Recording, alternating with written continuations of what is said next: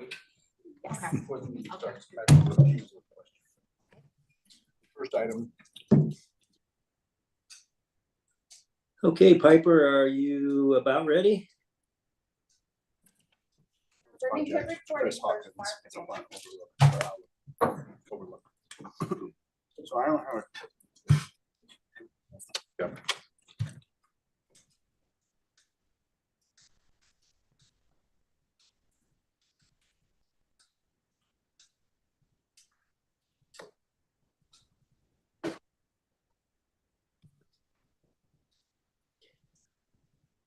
Okay, we'll wait for Stacy to come back there and we'll get going here since we have a full agenda.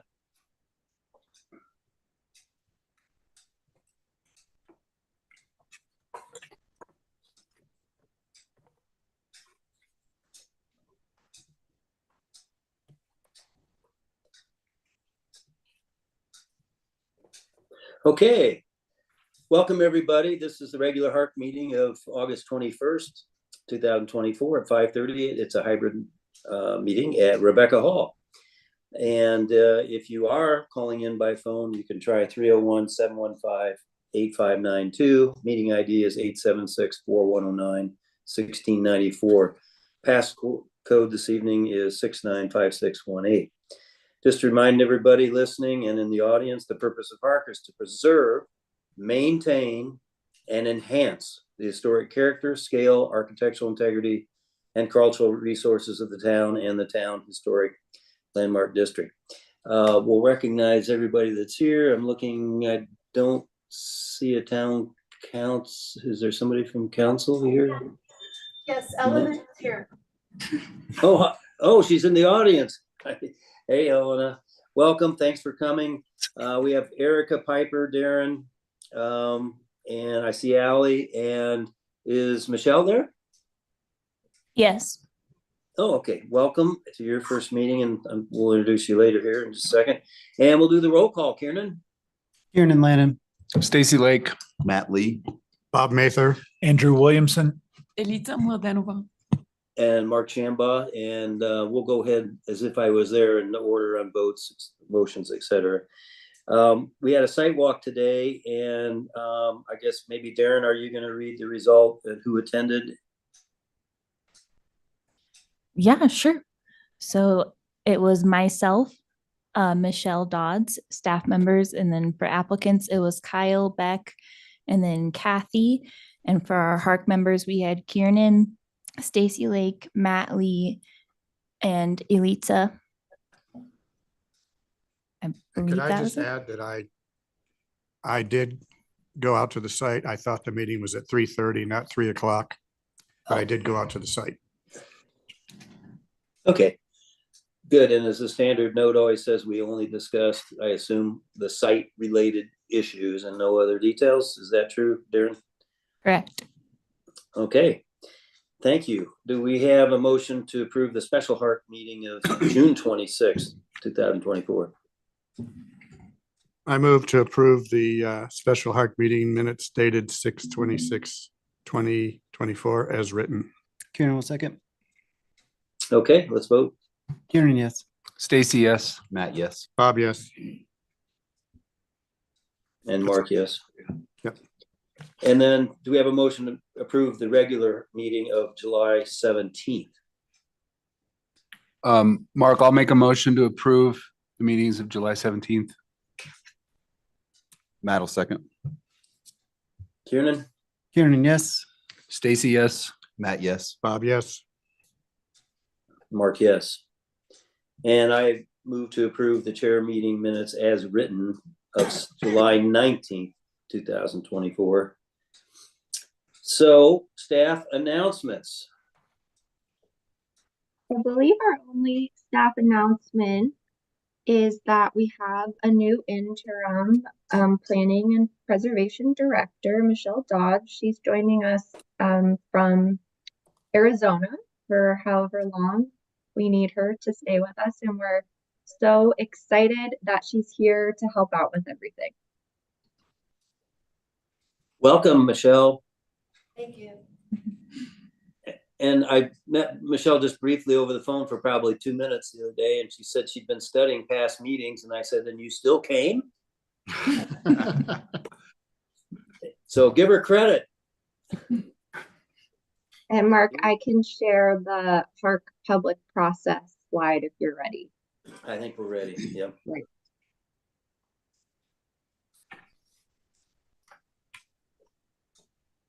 Okay, just to remind everybody of the process, the HARC chair will introduce the project, staff gives the presentation and answers our questions, the applicant gives a presentation and answers HARC's questions. We ask you 30 minutes or less.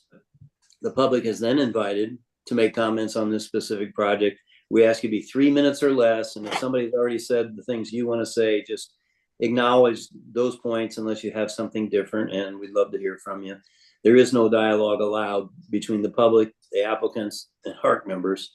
The applicant may address any comments then made by that public, and the public comment will end, and we start deliberations and then vote. So with respect to remote participants, as most of you, I see several people in the audience have been here before, raise your hand electronically and we'll call on you. And Piper will help and make sure I don't miss anybody. We welcome your input. Erica, if you're ready, then I'll just go to the public hearing items. Yeah, Darren's actually gonna present the first one. Okay, and I would say since we've got two of these, and for consistency, we have been granting these. And so, but we look forward to the applicant if they have any different or any unique circumstances. So the first project title is Lot 6 Overlook, consideration of a 3-year extension of the CA per land use code 7203A3B1. It's Lot 6, the Overlook at Telluride Subdivision PUD East Telluride Edition. It's 845 Primrose. The zone district is Hillside Developing 2. Owners Tim Hill, applicant Chris Hawkins of Alpine Planning, and staff member Darren. Darren, before you start, I'm going to recuse myself from this item. I don't have any conflict of interest with the applicant for this particular application, but it was a Tommy Hine Architects project when it came through. There's, I suppose, the potential that there could be an amendment that I might be involved with. So I think it's just best if I'm recused. Understood. Thank you. Okay, Stacy, see you very soon. All right, so this is the CA extension of Lot 6, 845 Primrose Lane. There are 2 criteria that must be met for a CA extension. Number 1 is for the commission to determine if the approval is still consistent with the current design guidelines and if the applicant has demonstrated legitimate need to delay construction. This project was approved in 2021 pursuant to the 2015 design guidelines. Steep lot special standards section was added after approval of this project. The board must determine if the approval is consistent with these guidelines. A narrative was provided by the applicant stating the difficulty of the current economic and construction climate with high interest rates and subcontractor shortages. Criteria number 2 is a CA extension request must be submitted to at least 2 months prior to expiration. This requirement has been met. Therefore, staff recommends approval of the request for it meets both criteria. Thank you. I'm happy to take questions. Thank you, Darren. Any questions for Darren? Okay.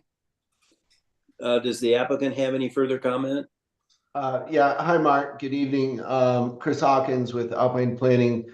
I believe Tim Hild is going to be there to present this on his own behalf, and so I'll just turn it over to Tim.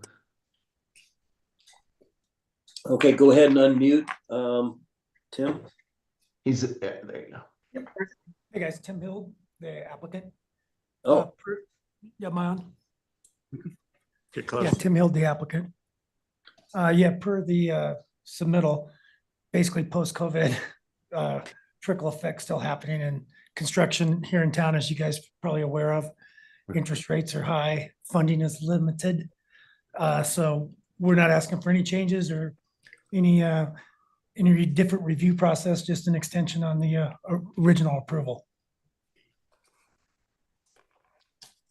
Okay, any questions? Hearing none. Any public comment? I can't see the public. I don't know who all's in there, but. Okay. Well, hearing none, this is consistently at least one time every other month that we get one of these, and we've granted pretty much 3 years along the way. Does anybody have any deliberations or questions or comments? If not, who would like to make the motion for the extension? I'll make the motion, Mark. I move to approve the request to extend the original certificate of appropriateness, number 10910 for 845 Primrose by adding 3 years to the current October 7th, 2024 expiration date of the original CA based on the following findings 1 through 3 as stated. This motion is based on evidence and testimony of public hearing. At a public meeting held on August 24th, 2024, with the notice of such meeting provided as required by the Telluride Land Use Code. August 21st. Correction, August 21st. We have a second? I'll second that. Okay, Kiernan, Kiernan, yes. Matt, yes. Bob, yes. Andrew, yes. Mark, yes. Okay, thank you Thank very you. much. Good luck. And just as a reminder, this is the second meeting where we adopted, as Piper reminded us, that we won't complete, if we get into multiple conditions, we won't do a second until we've washed out any other conditions and added them. So we'll have to, if I forget, remind me. But we'll try to follow that protocol, and as we did last time. Okay, the second project is the Tower House Townhomes continuation from. So Sorry? sorry. They're in the wrong order on the agenda. I think we should do the second CA extension. So then, and then do the town projects after that. I know David is already online and ready to. Oh, well, unless somebody objects, we could do that. So we're gonna go to the Telluride Hotel. Yeah. Okay. Well, okay, we can do that. Telluride Hotel and Residence, it's an extension, as we just heard. Consideration, approval, and extension of the CA 10900 for a large-scale new construction in the commercial zone district per land use code 7203A3B1 pursuant to land use code 206J, and a recommendation to town council regarding a request for an extension of vested property rights of a site-specific development plan pursuant to land use code 5208. Legal description is block 12, lots 100A, 102A, 104A, 106A, 108, 110, 112, 114, 116, and 118A. Address is 300 East Colorado. It's in the commercial zone district. Town Park Partners as the owner, applicant David Spector of Town Park Partners, and staff member is Eric. Are you doing this one or Darren? Yep. Okay, Erica Okay. Jensen. Great. Thanks. So this is a review for a CA extension for 300 East Colorado, better known as Telluride Hotel and Residences. As Darren just went over for the last one, there's 2 criteria for a CA extension. Number 1 is for the HARC board to determine if the approval is still consistent with the current design guidelines and if the applicant has demonstrated a legitimate need to delay construction. So the applicant has provided a narrative stating the difficulty of site constraints, including the task of dewatering the site. This project was approved in 2021 pursuant to the 2015 design guidelines. While the design guidelines have changed as of August 6, 2024, this project was submitted before the new design guidelines were adopted by town council, meaning the 2015 design guidelines apply to this project. Criteria number 2 is that the CA extension was submitted at least 2 months prior to its expiration, which has also been met. Staff is recommending approval of the request as it meets both the criteria. The applicant is requesting an 8-month extension, but HARC may grant up to a 3-year extension. And the applicant is actually not seeking vested property rights from town council. So the recommendation to town council information and the second memo can be disregarded. And I'm happy to answer any questions before we hear from the applicant. Eric, I've got a question.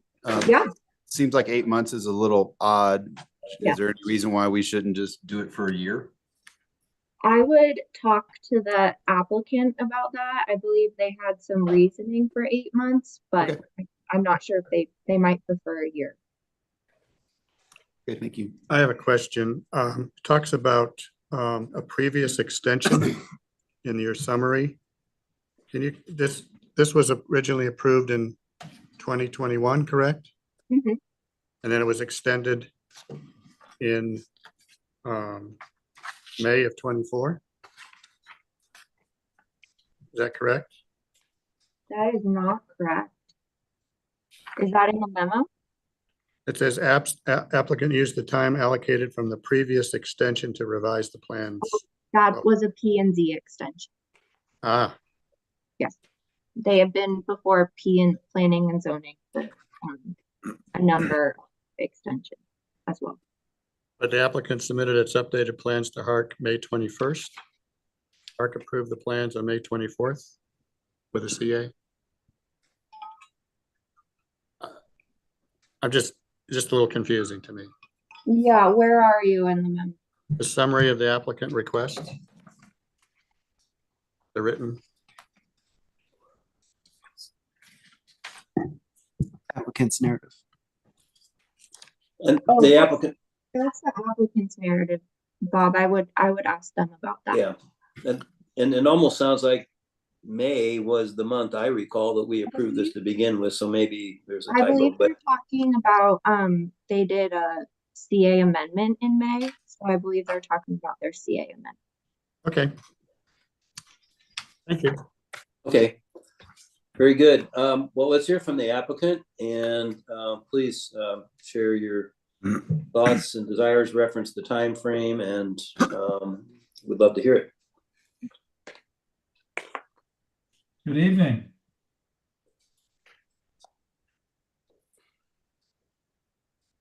Good evening. Are you able to hear me? Yes. Welcome. Thank you very much. Are you able to see me? Yes. Very good. Well, good afternoon. My name is David Spector, and on behalf of Town Park Partners, we are requesting the Historic Architectural Review Commission to take our request for an extension of the certificate of appropriateness for a large-scale new construction and into consideration for the Telluride Hotel and Residences located at 300 East Colorado Avenue.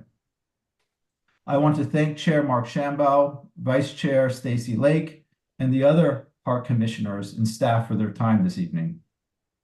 In working through the entitlements, we at Town Park Partners have come to appreciate how important this committee and your commitment to the town of Telluride is to maintain a town of historic and architectural significance. The town of Telluride is a special place. There's something that draws us to these mountains: the air, the people, the community, and jaw-dropping scenery. The San Juan Mountains are a thing of beauty and magic. Town Park Partners has sought out to accomplish 3 things since the approval of the CA in September of 2021. Number 1, verify that the building as designed can be built. Number 2, verify the time and constraints with an executable budget, schedule, and logistics plan. And number 3, assemble the most qualified team to execute on the design, construction, and operation of the asset. At this time, due to a delay with the groundwater pump test, which will enable us to verify the reference goals, we are unable to complete the construction documents to secure the CA on or before September 27th, 2024. Additionally, the unverified groundwater has required the pre-construction general contractor and subs to include a significant line item that has created financing constraints on the development. Similar factors with the dewatering plan have significantly impacted the budget.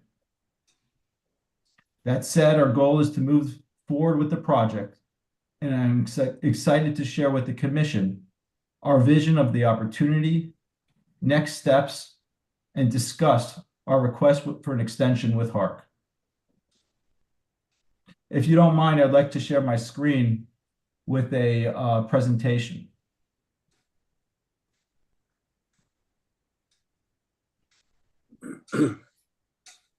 Please let me know when you can see everything. Yep, we're good.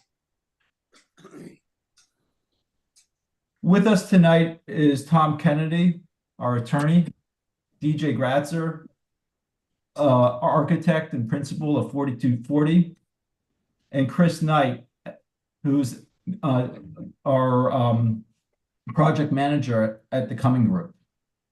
Feel free to ask myself or anyone on our team any questions.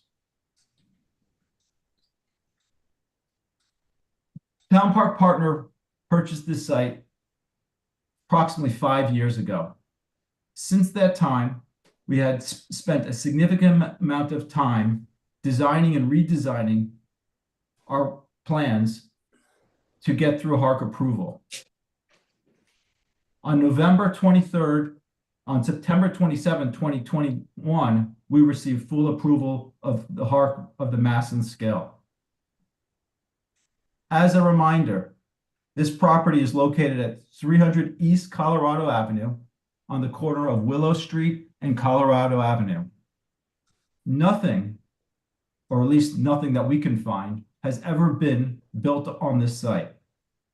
The significant reason is there is an aquifer under the site. The lot currently consists of 10 individually and separately platted lots that have been approved to be replatted into a single development parcel pursuant to the preliminary subdivision and PUD approvals. As shown here on the site plan, you can see that the building will essentially complete the bookends of town of Main Street on East Colorado Avenue. I'd like to share with you our vision and branding of the property. Bear with me.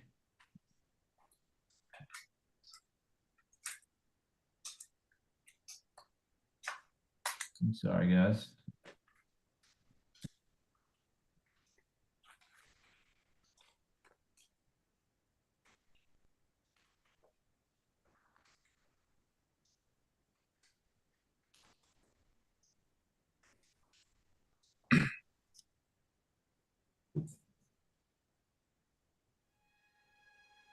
This video is a video that we put together to show you really what we see as the significant opportunity here. We have spent a significant amount of time and money to develop our branding and to move forward with the project. Telluride's a special place, as everyone knows. It's one of the most magnificent places in the country, if not the world. In winter, it's a ski paradise. And in the fall and spring and summertime, there's festivals, hiking, and unlimited outdoor activity. Our goal is to take everything that's inspired to design the best building on the east end of town.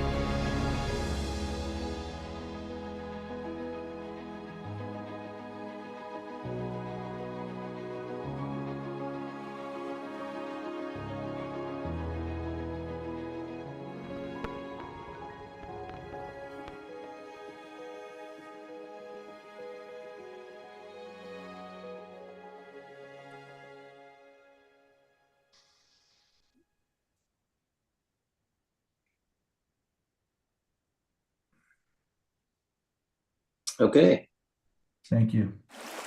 I'm going to switch back to our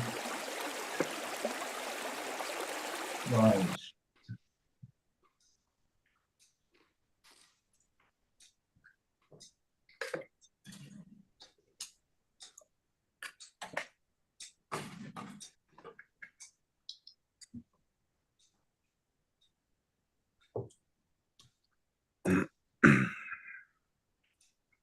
Please let me know when you can see the slideshow.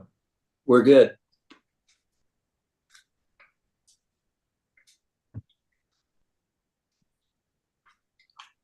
What are our next steps? And why are we asking for this extension? The summary has been provided in the application request. And the reality is that due to significant financing constraints, such as high interest rates and budgetary constraints due to lack of subs in the market, we are unable to secure our financing and move forward with the project at this time. That said, our goal is to move forward, and we are excited on the future and would like to continue with this project. In closing, with the help of HARC and in collaboration with everyone in the town, we can build and enhance the east end of town to make it a beautiful place. Our request for an extension will provide the additional time necessary to verify the seasonal groundwater and dewatering timeframe needed to build the foundation and building per the HARC approved plans. We ask this committee to take our request into consideration, and we thank you again for the previous approvals. Thank you very much. I'll just ask the obvious question. First of all, great presentation, and I think everybody's supportive of this. But if you ask for 8 months, normally you can only dewater in August, September. And of course, it's up to you, but Sure. It seems like that would be a 1-year extension because you won't know all the details of the groundwater until next summer. Correct. We asked for an 8-month extension because we were thinking that we would be able to secure, based on our time frame, to secure the permits by that time. Our goal is to advance things forward exponentially right now. And based on our schedule, we can, assuming we are receive the extension, we can submit for the building permits as early as April. Okay. A 1-year extension absolutely makes sense so that we're not under the time clock. 8 months is a minimum. Okay. Any other questions of the applicant? Well, good presentation. We've been normally asked for 1 to 3 years. I think, I mean, I'll leave it up to the board, but well, first of all, I don't have any other questions. You've answered mine, and that sounds like, unless there's any other board questions, we'll hear from the public, and then we'll comment. Yeah, thank you, Mark. And I do want to clarify that a 1-year extension would be much appreciated. So if the board would take that into consideration, that would very much help us out. Okay, any other board questions? Okay, let's hear from the public. Is there anybody in the public raising their hands? I see nobody electronically with questions. Okay. Deliberations, I'll just throw it out there. I would suggest that unless somebody feels differently, that maybe we bump this to a year, just so we don't have to do this over again. We don't want to do a 2-month extension. It's inefficient for everybody's time, but I'll go with the board's feeling. Any other comments on this? Well, yeah, I think a 12-month or 1-year extension should be the minimum we're looking at. I mean, I don't know why we wouldn't just do 2 years, and that way, I mean, this extension is tied to this specific approval, and that way there's no risk that, they have to ask again, but I'm fine with 12 months. Everybody good? Yep, 12 months. Sure. Okay. Who'd like to make the motion? I'll do it. I move to approve the request to extend the original certificate of appropriateness number 10900 for 300 East Colorado by adding 12 months to the current September 27th, 2024 expiration date of the original CA based on the following findings, 1 through 3 as stated, and subject to the following condition as stated. This motion is based on evidence and testimony at a public meeting held on August 21st, 2024, with notice of such meeting provided as required by the Telluride Land Use Code. Is anyone contemplating any friendly amendments? Thank you, Seeing none- Stacy. Seeing none, then I would like to second. Very good. Kieran, Kiernan, yes. Stacy, yes. Matt, yes. Bob, yes. Mark, yes. All right, good luck, folks. Thank you very much. Okay. All right, we will move on now back to number 2. It's the Tower House Townhomes. It's the continuation from January 17th, February 21st, March 20th, May 15th, and July 17th meetings. It's consideration of applications for Tower House Townhomes Southwest, a small-scale application for new construction outside a THLD that will contain 2,000 square foot or more of floor area, but not more than 5,000 square foot floor area per land use code 7203B2B1. Tower House Townhome Southeast, a small scale application for new construction outside the THLD that will contain 2,000 square foot or more of floor area, but not more than 5,000 square foot per land use code 7203B2B1.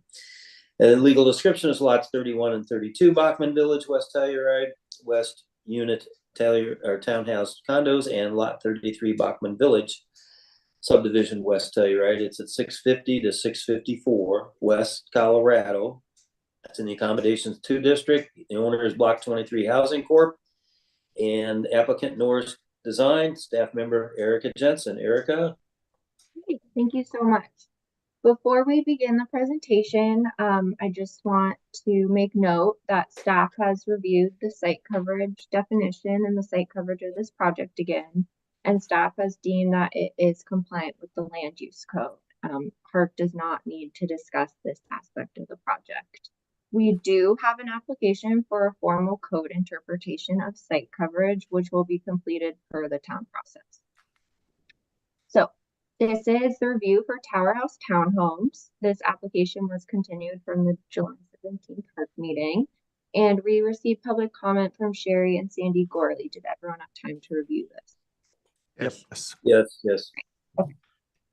So just a quick reminder, this project is located in the Accommodations 2 zone district and the Accommodations treatment area, and it is located outside the historic district. It is proposing the demolition of the Tower House condos and the new construction of 3 townhomes. Condition 1 was to revise the roof of the east building to have a more traditional form. The east building roof form has been changed from an asymmetrical shed roof to a more traditional gable with dormers on the east and west sides. Condition 2 was to revise the metal panel material to be used in a more traditional hierarchy and a more limited amount. The metal material is not used, it's used as more of an accent material and is no longer located on the highest parts of the building. Condition 3 was to provide further screening of the parking level. So the solid base of the parking level was raised on the east and west elevations to 3 feet, and on the south elevation, the solid level was raised to 18 inches. Condition 5 was to modify the southwest stairway to be set back further from the sidewalk and or reduce the 2 stairways on the south side into 1. So the stairways were consolidated into 1 central staircase, and that staircase was set back 8 feet from the sidewalk. So a substantial setback from how it was before. Condition 6 was to reduce the height of the center building to be no taller than the adjacent one at about 34 feet and set back the 4th floor further on the south elevation. The height of the center building has been reduced to 33 feet 9 inches, and the west building height is also 33 feet 9 inches. The fourth floor was also set back an additional 1 foot 6 inches. So here you can see the height reduction. And then on this slide, you can see how the upper level was set back more, as well as on this slide. Condition 4 was to demonstrate that all drainage will be detained on site. The applicant provided a preliminary drainage analysis, which was included in the packet. And I'm happy to answer any questions before we hear from the applicant. Any questions for Erica? Eric, I've got a question regarding the Gurley letter and their request for an interpretation. Is that process going to play out before the CA is issued? I can't speak to that. So it's a formal application done by our planning director. I'm not sure exactly what the timeline is on that interpretation. Okay, thank you. Okay, well, let's hear from the applicant. This project's come a long way. Jim, you have the floor. Thank you, Mark. We are joined on line here with Noel Wilhite from Keo Studio Works, myself, and Chad from Norris Design. Jim, could you move the mic just a little closer? Yeah, Thank you. I can jockey over here. That's perfect. How's that? Yep. Oh, that's great. Yep. So thank you again, and good to see you all. And I'm gonna kind of cut to the chase, but we'll just walk through some of these files that were in the packet. This is the landscape plan from Norris Design, snow storage. This is the architectural site plan. I've consolidated the plans for reference on one page. If there's a need to go look at any of the floor plans, we'll start out here with the 3D views. The view of the north in the upper right corner of Tomboy. You can see the east roof, AC 26 changes highlighted right here.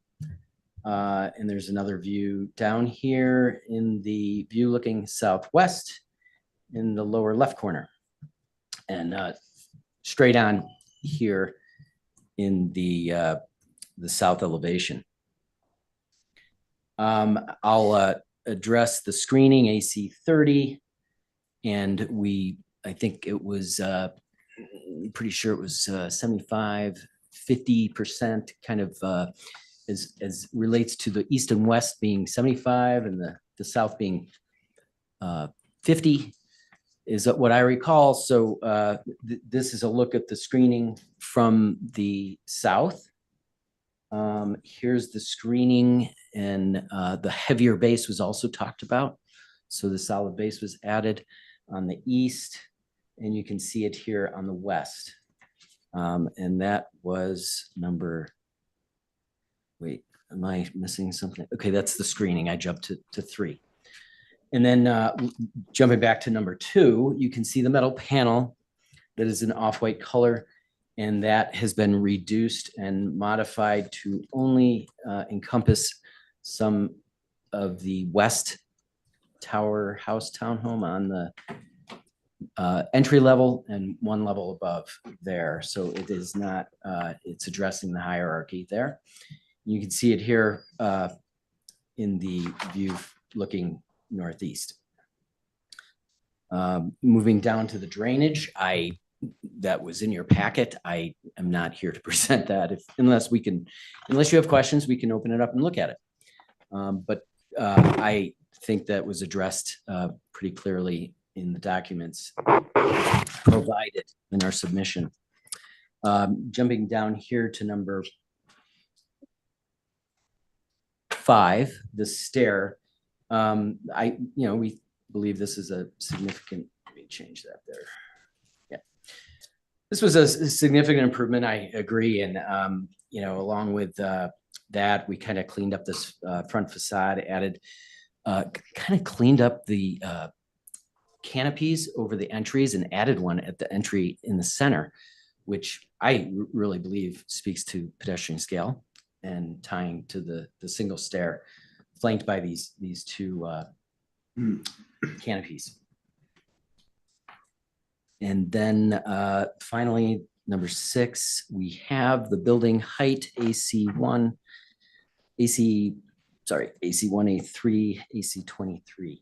And you can see that here. We can open the model if you want. I will do that after this, but we can see here that that has been pushed back from the west. And we actually, the east has been lowered from the center by 6 inches. Hey, Jim, how far, I can't really tell on A204, how far is that now, the 4th floor set back totally? I know you went 1'6" further, but I'm looking at that and I can't tell. How far is it from the floor below? How far is Oh, that? from the floor below. Well, or from the exterior, what's the width of that deck? How far is it set back from that plane? From you're talking about the center unit, right? Yes, Yeah. on the center. From let's see. Let's do this.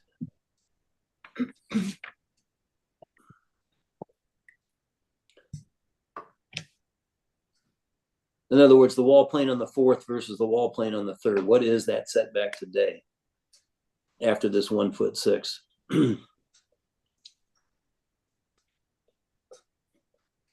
This is blue beam. It's not CAD, so it's approximately 6 feet. Okay, thank you. Yes, and then we can look at these changes overview in the 2D drawings. Start with the front facade, the west elevation here, and then the east elevation of the west building. So between the 2 buildings. Jim, I'm looking at your dimensions and that setback looks more like 8 feet, 6 inches. It could. I'm on the fly here with just not my CAD drawing up. So the 4th floor, you mean the 4th floor plane versus the 3rd floor plane is 8 foot? That's what I'm dimensioning. I mean, looking at A204 off of grid line 3. Oh, I can go their to the dimensions model. on the right-hand side to the middle unit. Looks to be approximately 8'6". Not 6 feet. Okay, thank you. Matt, thanks for looking at that. Okay, continue, Jim. Yes. So here's the south facade. Again, not too many changes here on the west beyond the removal of the stair at the corner, which we really like. And then the fencing at the garage. I'm going to go down here to we'll look at A101 quickly here, looking at the various street elevations. And I can zoom in on any of these if you like. And we can take a peek at these screenshots of the 3D site model white box, and looking here down at the front toward the east, and again a farther out view from the east. Here's a view looking to the northwest, and then a view that we looked at last time. I know Mark or somebody else was kind of focused on this. So this is the view from Tomboy, and this is across the street, kind of on the sidewalk. We do show these improvements. So it's kitty corner to the corner where the condos live.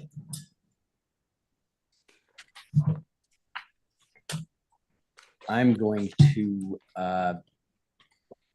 ask if there's any questions, and then I'm going to open the 3D model at the same time. So are there any questions? Let's fly around the 3D model once. I think that's helpful. We can still ask questions anytime anybody wants to.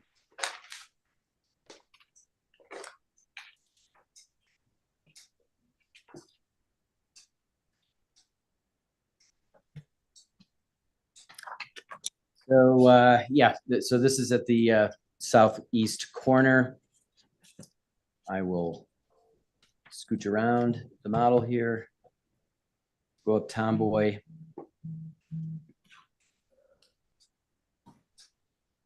Look at the condos in relation. And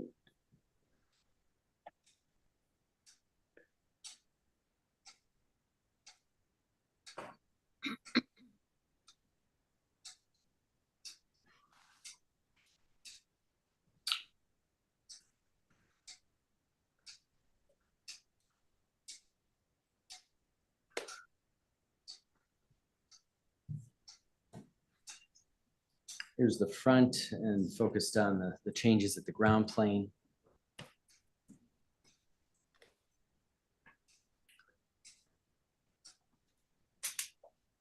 View to the south, the northeast, and then we'll go up here and get the aerial. Get back where we started.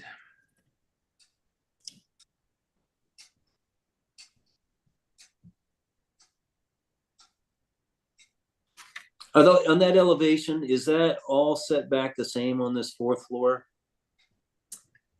I don't believe so.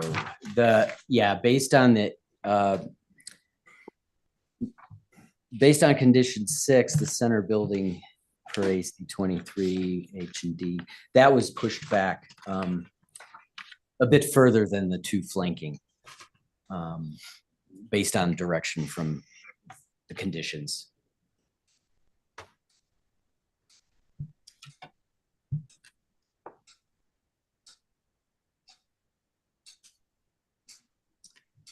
I always like to see these buildings at ground view. I think we all experienced them.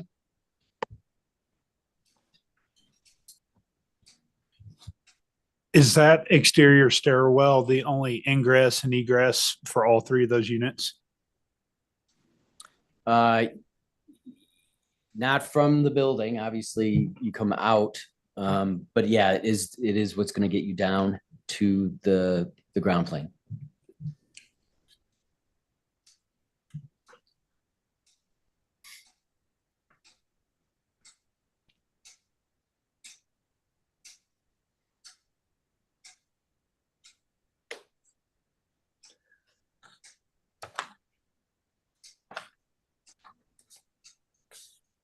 And that's the on the 4th floor on the most western unit. How far out do you know off the top of your head does that porch kind of go over the top of that shed roof below it? It seems like it goes out a lot further than the one in the middle. Yeah, and that it was the same. Let me look at the drawings here. I think my calibration was a little off last time. You asked how much further? Well, just how far does it come out off the top of the building? Oh, It looks like in some of the renderings, it looks small. Some of them, it looks like it protrudes out a decent amount. I'm just trying to get a number inside my head. Yeah, it is 1 foot 10 inches proud of the face of the wall below. Okay. 1 foot 10 inches.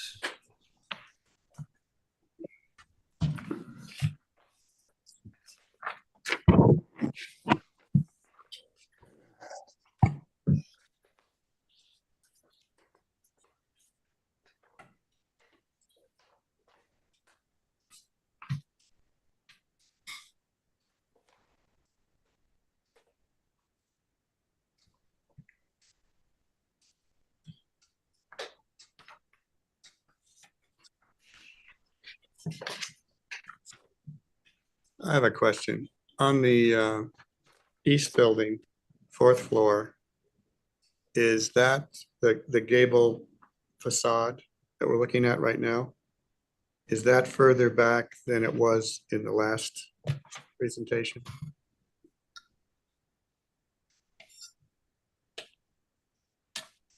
I want to say yes, but I'd have to check. Okay, I printed out the drawing, the two floor plans, but I was like, okay, from grid 3, it looks like it's different, but grid 3 moved. You know, a lot of Yeah, your that grids whole- changed, so it doesn't. Yeah, that whole, we blew out that whole floor and redesigned it. So maybe Noel can, And it's slightly forward than the far east gable. It looks like about maybe a foot and a half. oh, you're asking about the west or the east? Well, I'm talking about the east. Right. But if you look at the A204, it is forward or south of the west building Yes. And I by a bit, not much. and Noel, do you have the ability? This is Noelle Wilhite with Kia Studio Works also, and I do have the CAD plan pulled up so I can give some more specific dimensions if that's what you guys are looking for. I have one note though. It is further back Chance from we can, the west building. which all of the planes on the south side of that top level are at different places. Yes. My question was, is the east building, how far forward is the east building from the west building? Just that plane. On that floor. On that floor. Right there. I think we're talking inches. 2. 2? Yes. A little more than that to me, but okay. Jim, are you able to, you guys are asking about the south face of that upper level from the east to the center to the west, is that? Yes. Yeah. That line that you drew through there, I think. Right, I think, Jim, are you finished with the presentation? Are we in the question session here? I opened the model and thought that it would be good to just hear some reverb and discuss things with the model 3D and moving around. Yes. Okay. I was just getting confirmation for that. So, starting with the east, maybe relative to grid line 3, we have this east building. Oh, we're not seeing it, or I'm not seeing it online. Yeah, that's because I was trying to open the old file, but I'll let Noel fill us in on the old. Yeah, I don't know if you're able to just show the plans. That might be the easiest place to look at how they move in and out, Jim. Yeah. Let's do that. A204.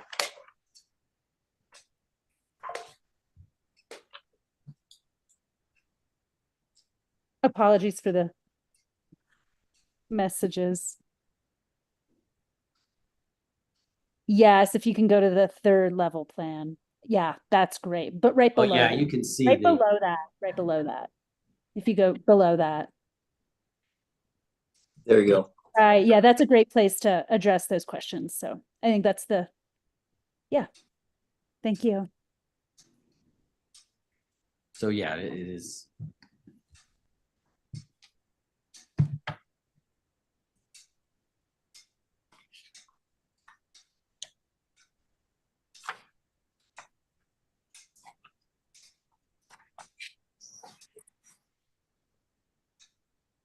One foot Looks forward. like, yeah, looks like more than 2. 1 foot 4. 1 foot to the forward. Yes, one foot. Mm-hmm. Okay, thank you.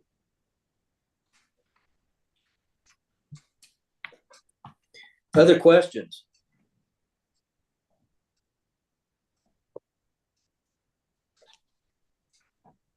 No?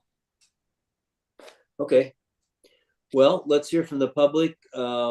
help me out. Let's do the people in the room first, and then we'll go electronically. If there are public in the room, like to make a comment, come up and read your name in the mic, and we ask you to limit to 3 minutes, please.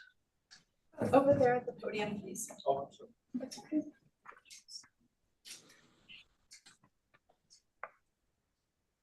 I wondered where I was gonna stand.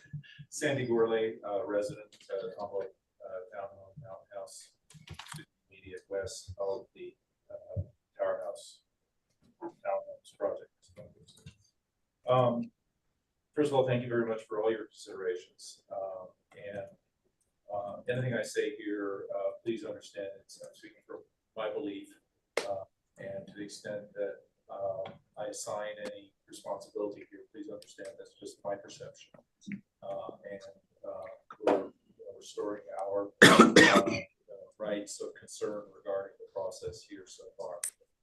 So specifically, in addition to our letter, please let me emphasize that the artifice of the site coverage calculation is appears to be driving or leading the commission towards approving the ground floor design not consistent with your hierarchy of materials.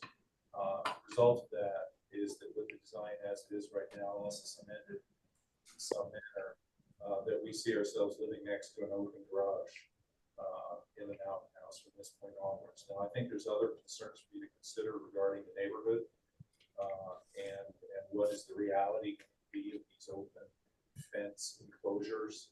If you want to call them, you could probably come up with less complimentary terms than that. For what we're going to be seeing as we walk down Humboldt, drive down the hill and around the corner, but also, what our, duplex co-owners are going to look out their windows and have to look into in terms of this garage. And I think hierarchy materials would be a basis to protect our interests into the future in this regard. Finally, just quickly with regard to stormwater, obviously we don't think that the answers provided are the full answers. They're part of the work. Obviously, you have to understand what the flows are, what the storages are. We don't think it's possible to store this amount of water on site, and we made that pretty clear in our letter, and we'd like to just share that with you. This process is being accelerated. This is a completely new site. It's the 3rd hearing on this site. It's not the 5th hearing, 6th hearing, whatever we said, or it's the 3rd of this site. And some of the problems that we're still talking about could be resolved with more time, I guess. All that said, thank you very much. To Keo, great work. This has come along from where it was. And thank you for your consideration of our comments. Thank you. Who would like to come up next? No one? No one in the room. We've got someone's hand raised for it. Okay, we'll go to electronic comments. Natasha Summer Burley. Get her to unmute. Can you hear me? Yes. Yeah. Hi. Oh, look, it's just Natasha Sommer from the property next to Sandy and Sherry that's directly beside the property. I just want to reinforce everything that Sandy and Sherry have said. We're in 100% support of their what they've been saying and support what they were saying, and not really anything more I think I can say than that. Thank you. Thank you. Anyone else who'd like to comment in the public? Okay. I don't see any. A little bit. General. Okay. So applicant, any final word? No, thank you. Okay. Well, it's come a long way. We'll start deliberations. I'll just kick it off here. Other than the issue that Bob saw with the east building standing proud 1 foot 4 inches. And by the way, the stairway made a huge difference. And I mean, all those changes were helpful in the roof. My question to the board is, I've got the guidelines in front of me. We don't have a fourth floor in the guidelines. And so we're used to adjudicating third floor setbacks and 6 to 8 feet, or 6 to 10 feet on a third floor. Sometimes in town it's bigger, but 6 to 10 feet is consistent with what we've done. But the fourth floor, there's really no clear guidance. One would perhaps think it should be set back further than if it was a third floor with respect to all the mass and scale guidelines on page 120 or 136 and 137 on policy 23. However, I'd like to hear from the rest of the board if 6 to 8 feet or 6 to 10 feet is fine for the third floor. What should the fourth floor be with respect to mass and scale, and see if we have any other comments, or are we fine? So we just go down the line, whoever would like to go first.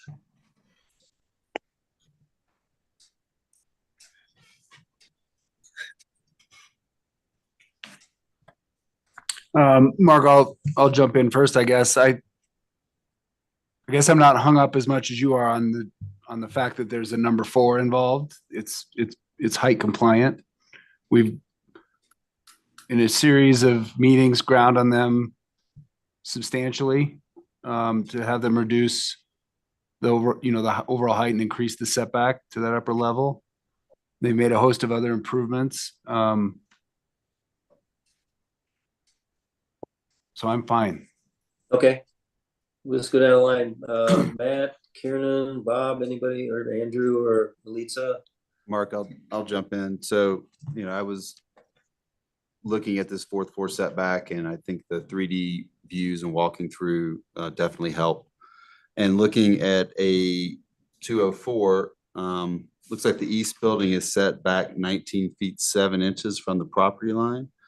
Center building set back 23 feet from the property line, and the west building is set back 20 feet 10 inches from the property line. And if you look at the elevations, how this building continues to step back, I am no longer concerned with setting back the fourth floor anymore.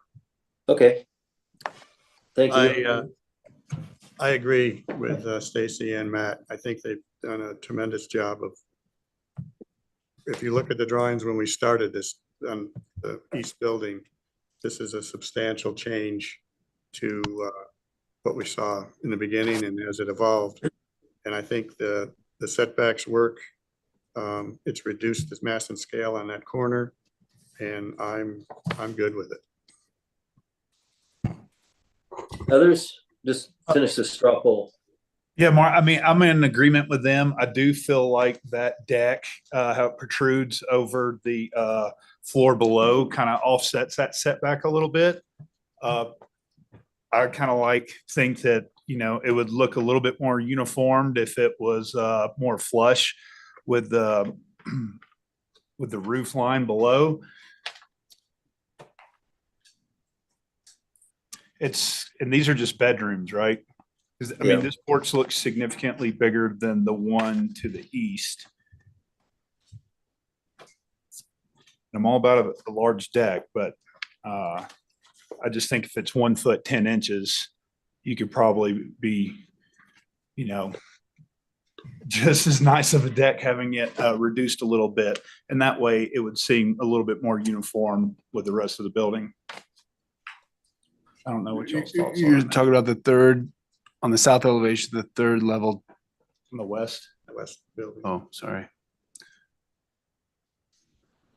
Okay. I actually like the way that sort of provides different articulations, so the decks aren't in the same line. It's a different shadow pattern. I sort of appreciate the variance of the way these decks are configured. You have a similar situation on the third floor of the east building. That deck extends out past the roof as well. Here. Kieran, Lisa, have they moved it back far enough on the fourth floor? I have no issues with the setbacks. It certainly could be justified to request a further setback. I'm not sure it's as necessary. Okay. A slightly different question though, since Andrew brought it up and Bob discovered it. What about the east building that's 1'4" proud? Should it be, we started discussing it, but just straw poll, should it be pushed back equal to, in other words, 1'4" further back, equal to the other buildings? I guess that's, let's just do a straw poll. At least that would be some adjustment on that particular building that stands proud. We'll just start. Kieran, just straw poll. Yes, no, or I would be supportive of pushing it back that amount. Stacy, No. Matt, No. Bob? No. Okay. That's that. The only other thing before we head towards finishing deliberations is that photo grabbed me from the public of the material in the garage, seeing all the junk and bikes behind it. Are we good with those materials? Are we accepting this now? Mark, I was going to get to this perhaps at the end of our deliberation. I do want the girlies to know that I read with great interest and care their letter, and they put a lot of time and effort into their comments that they've submitted as part of public comment. With regards, in their summary conclusion, the design not being in compliance with the hierarchy of materials, I would agree that taken not in a vacuum, but taken singularly, I think this project could have done better, perhaps. But I just do want to remind everyone that is perhaps listening, and remind myself that we're after substantial compliance, not 100% compliance, and I think we've been really hammering away on the big ticket items, mass scale. I do think the way that the material, I do think that perhaps the I don't know what the opposite of hierarchy, the fact that the hierarchy of materials is a little out of sequence perhaps does contribute to a bit of top heaviness and perhaps more perception of mass and scale, but I'm prepared to put that in the not quite substantial category, if that makes sense. Yeah. It's valid for sure. I don't think it's in my top 5. Yeah. Well, I mean, this is it. We want to get it right. We're gonna, I think, approve this tonight, but I just, that photo resonated with me and said, well, I don't know, should we be denser with the material? Or does anybody have a material concern that we're speaking of? Yes, Lisa, I do. I think that the parking should be screened for AC20A. I think that's an important item to be addressed. Would a denser wire mesh kind of resolve your concerns? That's a good solution, yeah. And I think this application is proposing a denser screening material. The image that was provided in the public comment was, I wouldn't even call that necessarily screening. It's horizontal ray. Well, it is. It's like a really, really open grading.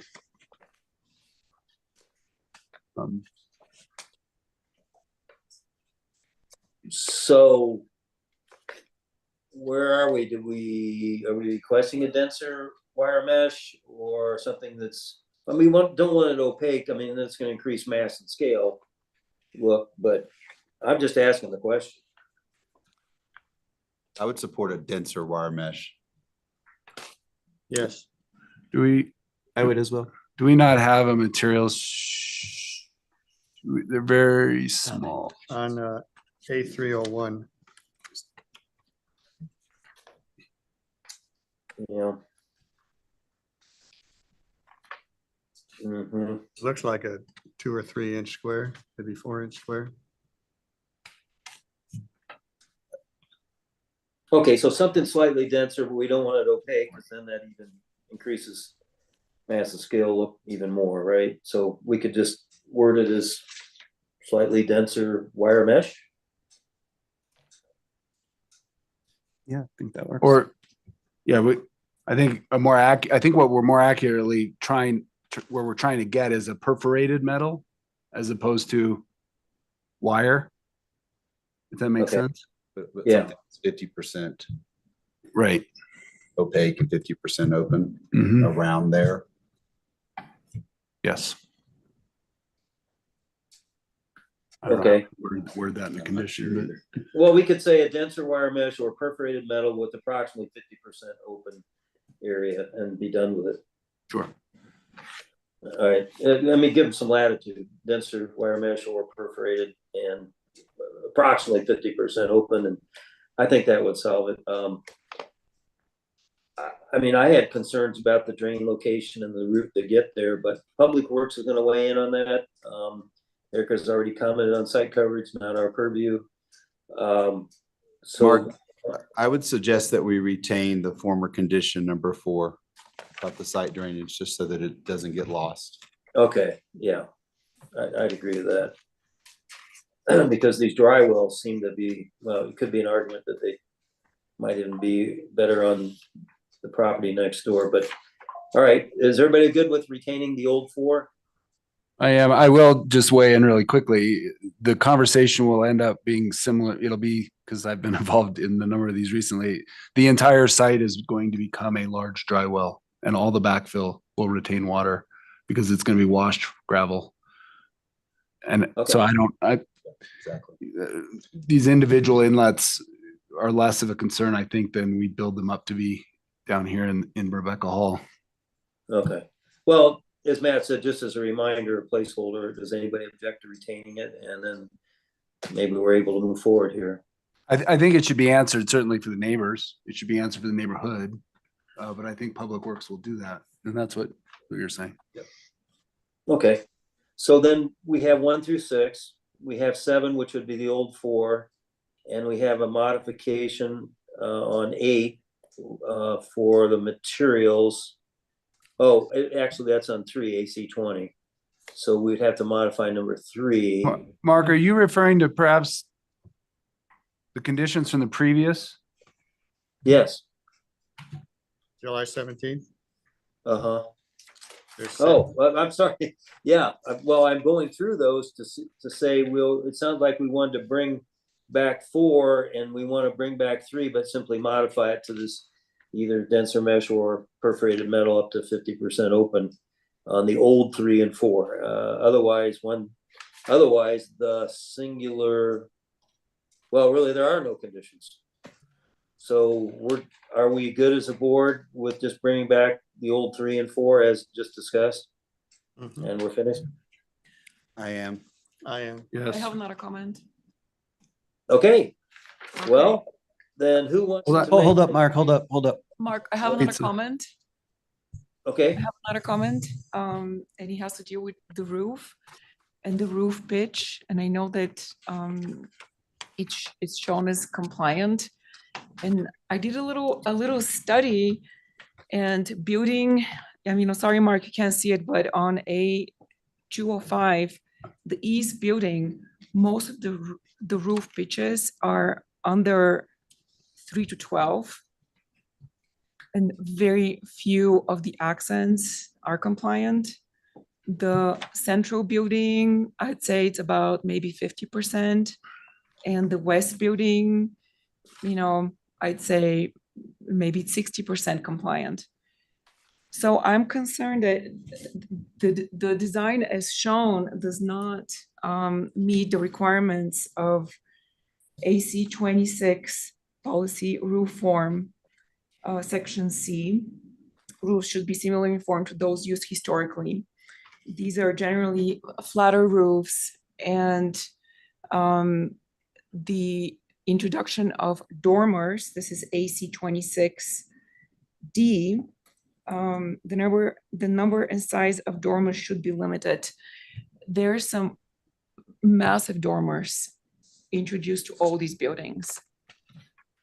So this is a major, I know I'm opening a major thing to, to deliberate on perhaps, but I am concerned about this. Okay, so I think let's just go around the table and see if someone else shares the concerns on either the slope or the size of the gables. Or dormers, I guess. Read that again, or just the number again? So I can look at Yeah, it. it's 26C and 26D. And if you guys look at A205, at the roof plan, you can see how many of the roofs are meeting the requested steep roofs that are usually used traditionally in town. I'll comment that more recently, we have been allowing more shallow roof pitches on these larger multifamily buildings, and especially in the accommodation zone district. I think the primary present roof form of these gables being 1212 is the big takeaway for me, and I don't see an issue with these slightly shallower pitches on the dormers and sheds. As they dominate. Well, I don't think the dormers and sheds dominate. I think the gable forms still are the predominant elements. Yeah, I have that section highlighted and underlined in my paper guideline, which I don't have here tonight, but from previous projects, we have spent a lot of time on that. And if you read through 26 policy roof form, it does talk about occasionally as low as 412, and we have 312, but on some other large projects like this, we've allowed less to try and keep the height down and to keep the perceived mass and scale down. And to echo what Matt said, I think from a pedestrian experience, those 1212 fronts will read as the dominant roof form. This building type wouldn't have been an historic type, so it's not an apples to apples comparison. And in fact, I think it's in the AC zone district I think it's appropriate. Okay, and that's why we've been doing it, because we felt it reduced mass and scale 312 versus 412. But and I would also add as a footnote in our new guidelines, which won't take effect till new applications. We've actually extended this, Elisa, to the flat roofs, which we went over with everybody. Flat roofs and lesser slopes are appropriate for limited use for multifamily buildings, and so that's kind of where we're headed in the future. However, does anyone else have a concern? What do you think, Bob? I have a concern. I don't have a concern about it. Okay, well, I appreciate your detailed look, Elisa, and sounds like we're the majority is okay. Any other concerns other than adding the old 3 and 4 back? Is there any else? I have one more condition I'd like to add, Mark. I'd like for the applicant to indicate the window locations on all the floor plans.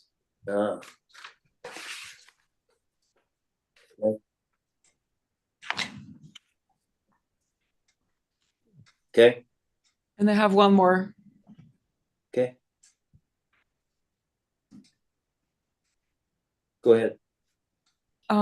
Yes, I'm concerned with the elevations from the little pedestrian alleyway between East Building and the Central Building. So these would be basically, let's see. Yeah, the west elevation on the East Building and the east elevation of the west building. The placement of the windows, actually proportions of the windows are quite horizontal. So Jim, could you put that up? So they're not meeting the window requirements. I'm looking, oh yeah, policy 32.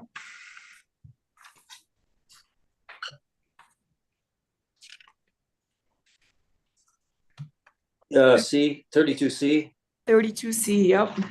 32C windows with vertical emphasis are encouraged. And I know it says encouraged, but these are quite horizontal.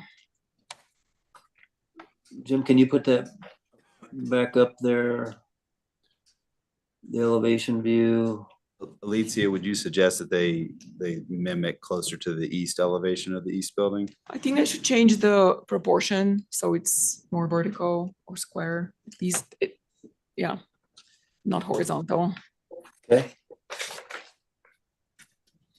Square, yeah, even square is not vertical. On the other side, they're square, essentially. I would be fine with those becoming larger vertically oriented windows. Similar to on the west elevation. Yep. On the east West elevation. Okay. On the east elevation, but the west elevation. I'm looking at 302. 32C. There we go. And then Okay. Sounds like we have alignment. Everybody good with that? and we're talking about both buildings, right? We're talking about the east building and the central building, correct? So this is the east building. I'm sorry, Jim, you're jumping around. Yep, and this is the west. Yep. Okay. The west elevation of the east building. I'm good with that. Okay. Mhm. All right. And how do we want to word this? Or do we want to just say square or more verticality? Because what do we need to say what we mean? You got the section. Yeah. 32C says general height should be twice the dimension of the width, which is square is not, of course. But I think at the minimum, the square to mimic the other windows. Is everybody okay with square? Do we want to use verticality? I think we just say 32C windows with a vertical emphasis are encouraged. Yep. Yep. All right, let's say it. And 32C.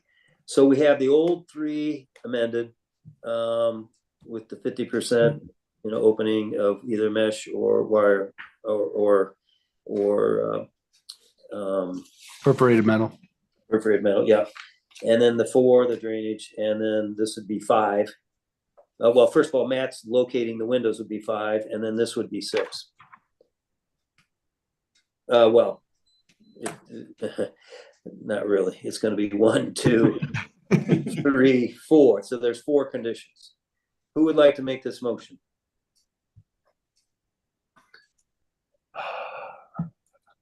Mark, I know you've got them all. You've got them all written down. Okay, I'm going to move to approve the application for the small scale new construction for the Tower House townhomes based on the findings and staff memo dated August 21st, 2024, with the following new conditions. Number 1,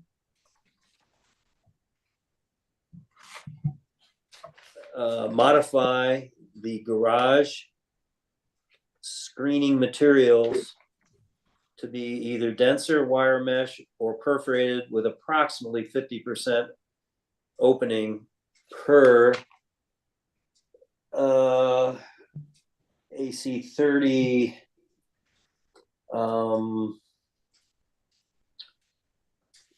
A1. Thank you. 30A1. That's good enough. 30A1. 30A1. Number 2, demonstrate that all drainage will be detained on site per AC 11. Number 3, indicate window locations on floor plans.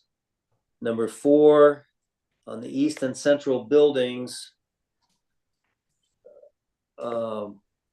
use more verticality for windows per 32 C. AC 30 C, all of C. This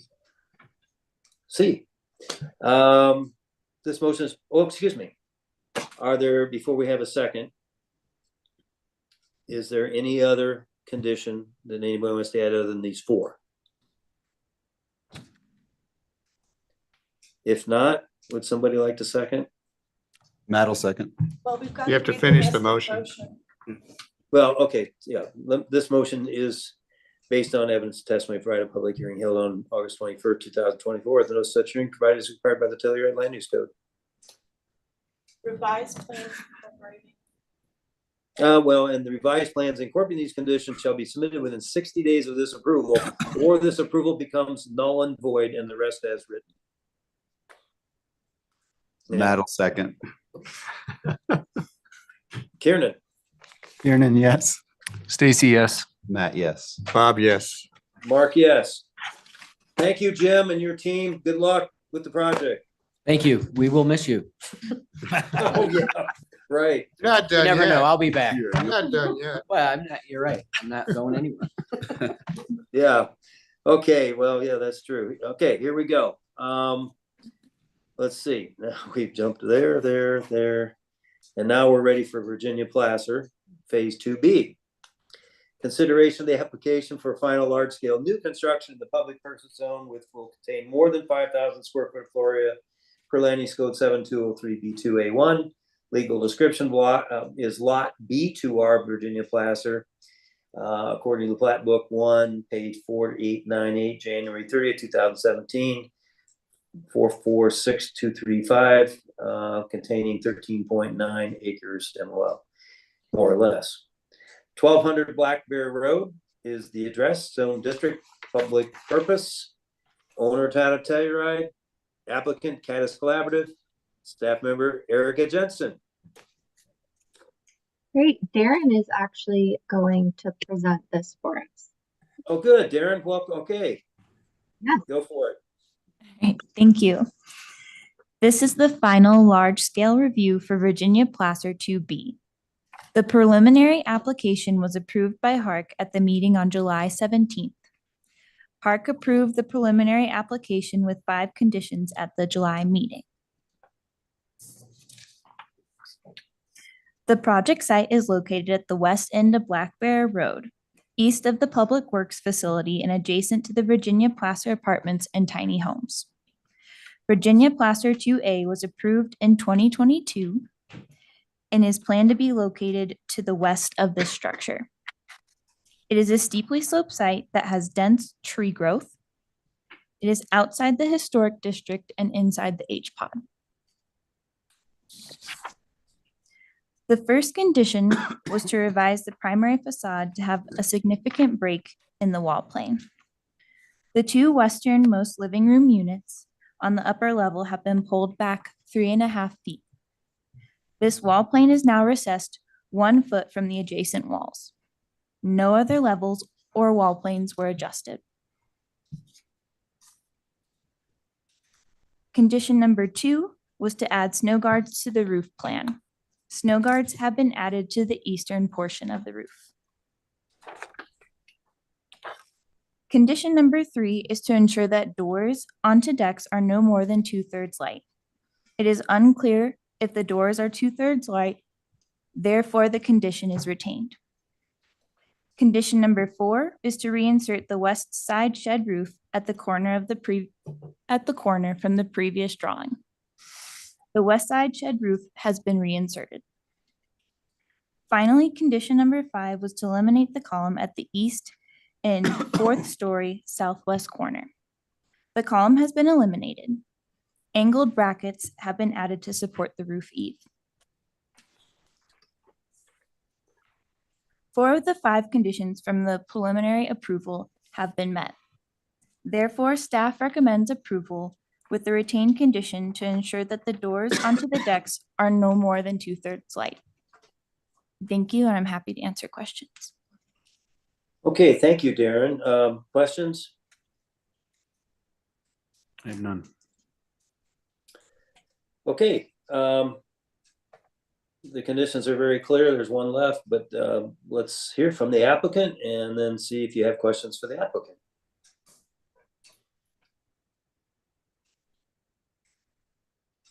Hello, Jim Kehoe.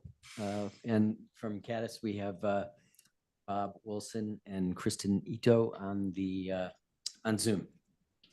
Oops. Okay. Site plan. I'll just kind of do what I did last time because it flowed. We'll start with the 3D view here. And the facade on this upper floor, this is a good place to look at it. The facade, break up the facade per our PC 12 and SL12. So this facade, we decided to really aggressively move it back because we felt like that was a move that really satisfied, I think, your concerns before.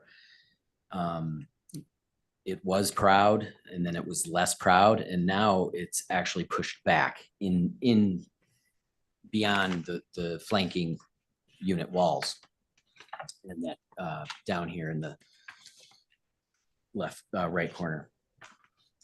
Snow guards, can't see that on the 3D, but they've been added here. I'm not sure we have them there, but yes, where the pedestrian walkways are, they have been added and shown on the roof plan. And doors, I think we'll see that in the 3D model that Bob will bring up after I go through 4 and 5. We'll go back to the 3D view here. 4 is the west shed roof has been reinserted. And I think it's good. It drops that form a little bit. It really nestles it closer to the ground as the perspective goes away from the building. And then a column, yes, the column you can see here, the column was removed and we added the angled brace. And that actually coincides with what was done on the first phase.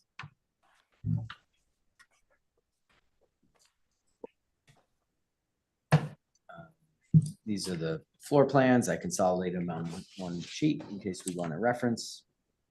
Just to review the materials one last time here.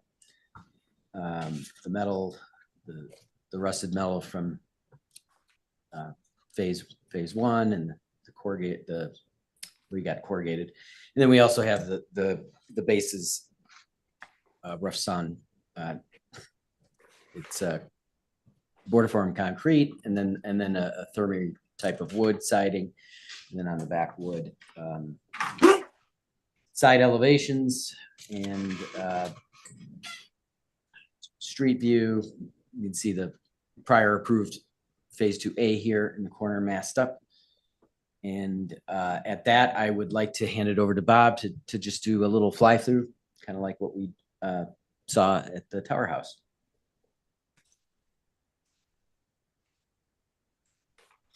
Hello, everyone. I'll go ahead and share my screen.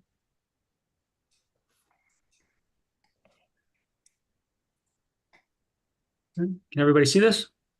Yes. Okay.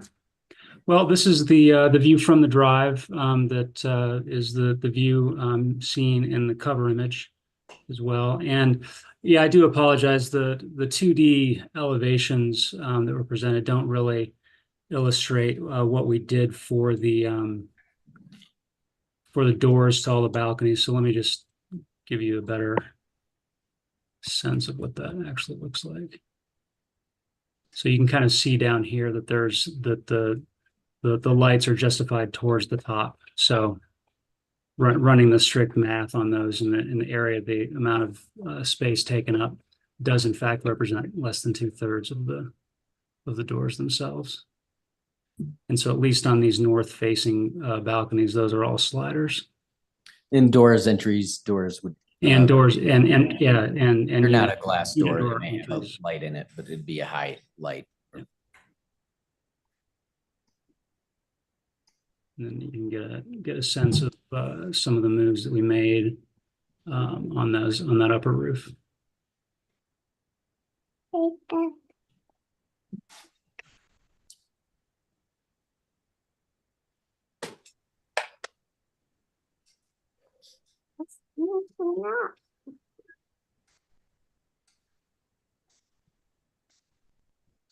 Unless anybody has some specific questions, I'm going to go ahead and mute here. Yeah, maybe just go around back at this level, Bob, to the entry side, to the east side, and we can conclude our presentation.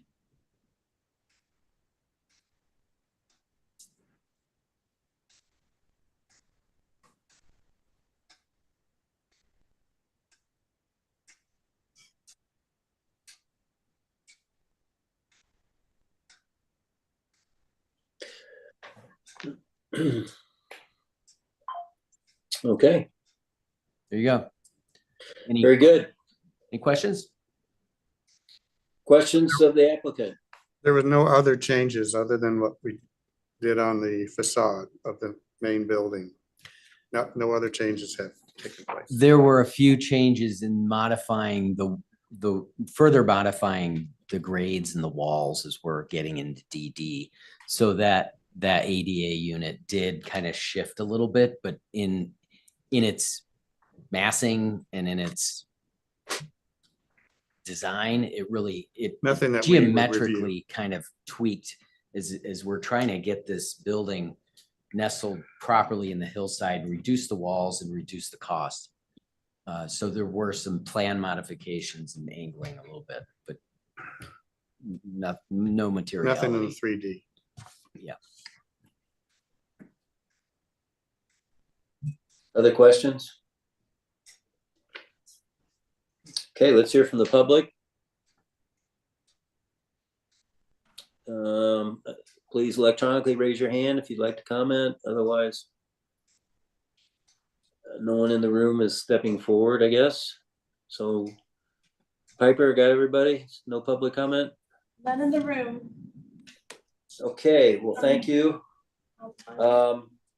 Pretty straightforward. You made all the changes, whether we want to keep the recommended staff 2/3 light, although they just showed us on the model. Maybe it's best to retain it. I don't care. Any other comments, suggestions on this proposed motion from staff? It's something we've talked about in my office as applicants to this board. I think we just need to start requiring a big note on the elevations that says 2/3, all exterior doors to be 2/3 light. I mean, it's tricky, right? Because you can't see them. The more solid the rail is, the more difficult it is to see in an elevation. So, but a big note on the elevations would cover it, right? Other than that, I have no other comments. Nope. Okay, would Andrew or Lisa, would you like to make a motion? Yeah, you can make the motion. Yeah. We gotta spread this around. I would like to make a motion. I move to approve the final large-scale application at 1200 Black Bear Road, Virginia Placer Phase 2B, based on the staff memo dated August 21st, 2024, with the following conditions. Number one, ensure that doors onto decks are no more than 2/3 light, consistent with RPC number 14A-1. This motion is based on evidence and testimony provided at a public hearing held on August 21st, 2024, with notice of such hearing provided as required by the Telluride Land Use Code. Keep going.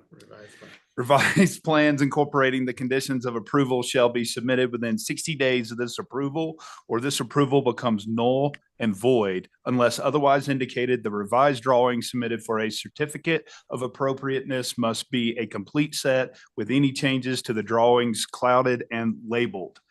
Any changes to the drawings beyond the conditions of approval may result in more than one submittal being required. I'll second that. Karen, yes. Stacy, yes. Matt, yes. Bob, yes. Mark, yes. Thank you, Andrew. And we will finish the evening we with take our a last. Can we take a break for a moment?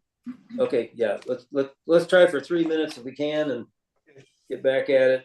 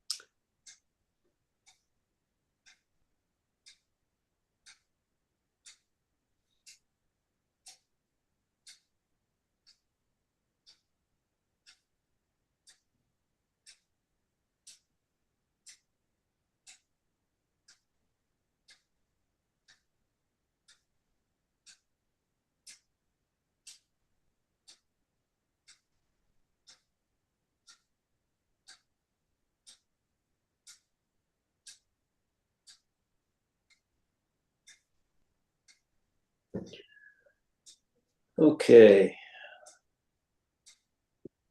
I guess Matt and Bob are still out.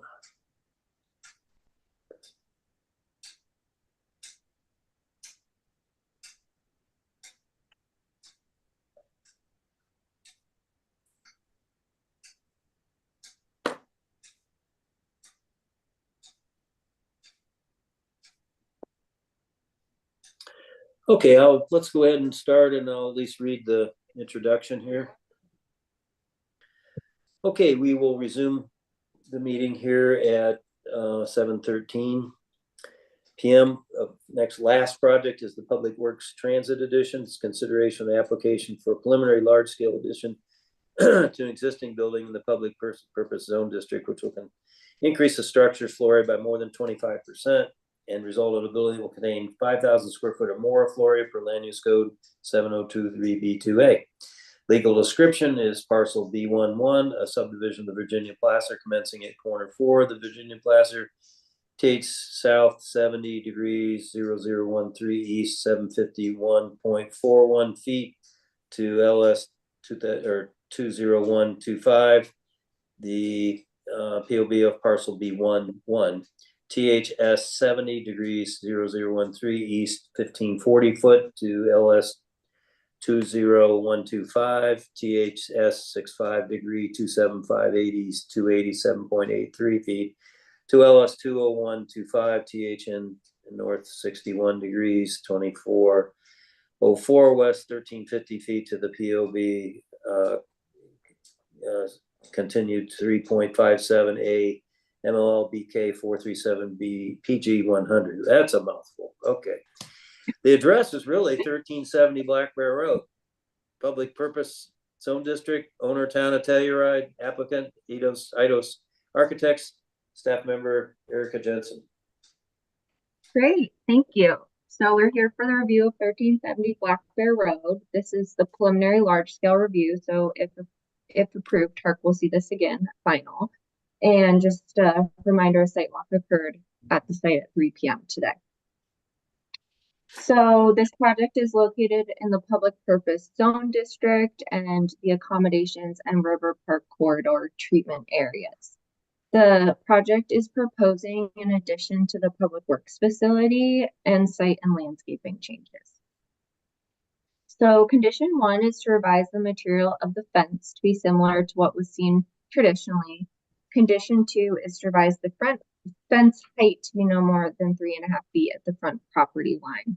A 6-foot chain link fence is proposed around a large amount of the property, especially on the south property line. Everything in red is proposed to be chain link fence.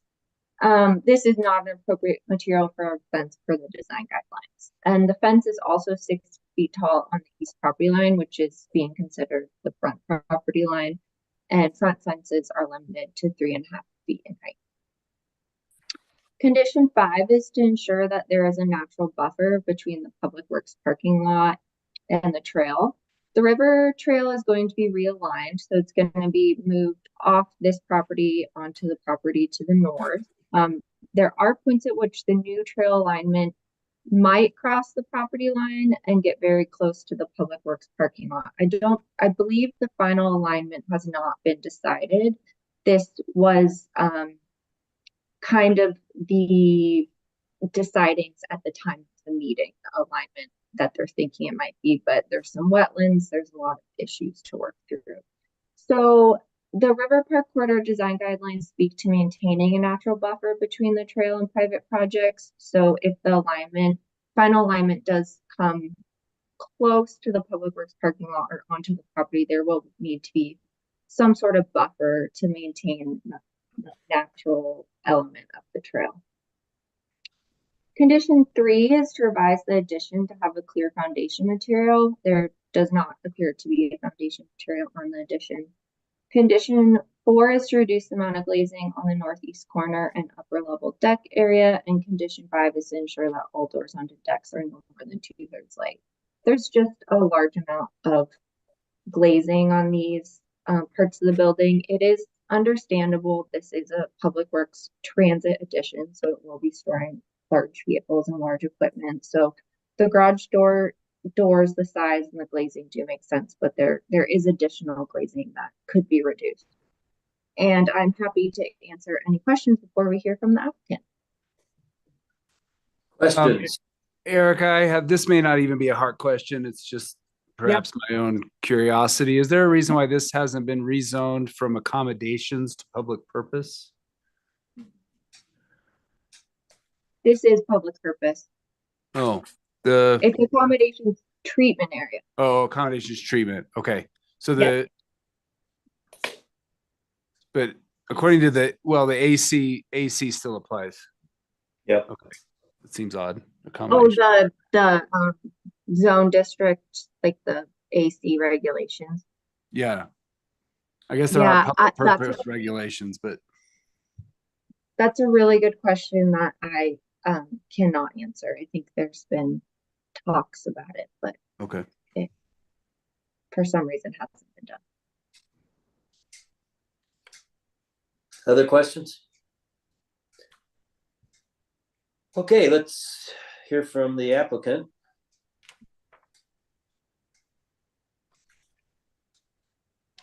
Oh, here we go. Can you hear me okay? Yes. Okay, thank you very much. I'm Lori Hansen with Eidos Architects, and then also online is Michelle Rubio from our office, and then I believe Kyle Beck is in the meeting room, the Public Works Director as well. And so I will just do a quick I can do a quick share here of my screen and just run through a few items. We've been working with the town the last year and a half or so to develop a master plan for the public works site. And don't think it will let me share. Oh, there it is. Due to their needs in the existing facility, as well as the okay, I think that's up there now. Some of their needs that they have in the existing facility, as well as growing safety and circulation concerns on the site, and looking to develop site growth in a logical manner. So they are on a very unusual constrained site at the edge of town. And so this is our phase 1 of our master plan, which is a transit addition on the east side of the facility. We'll also be relocating the large trash enclosure that they have that's currently on the right-hand side as you drive into the site. That will get relocated to the back side of the site so that they can provide additional parking, because a lot of their staff park in the lot that will become the Virginia Placer development.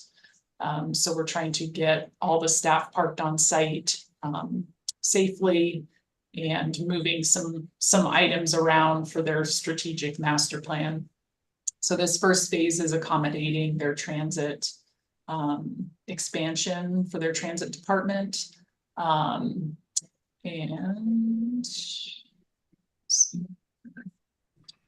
patients, you saw these a little bit in the presentation from Erica. So this is the view of the building as you drive in, as well as the view from the trail side here on the top left, and kind of the back side of the building here.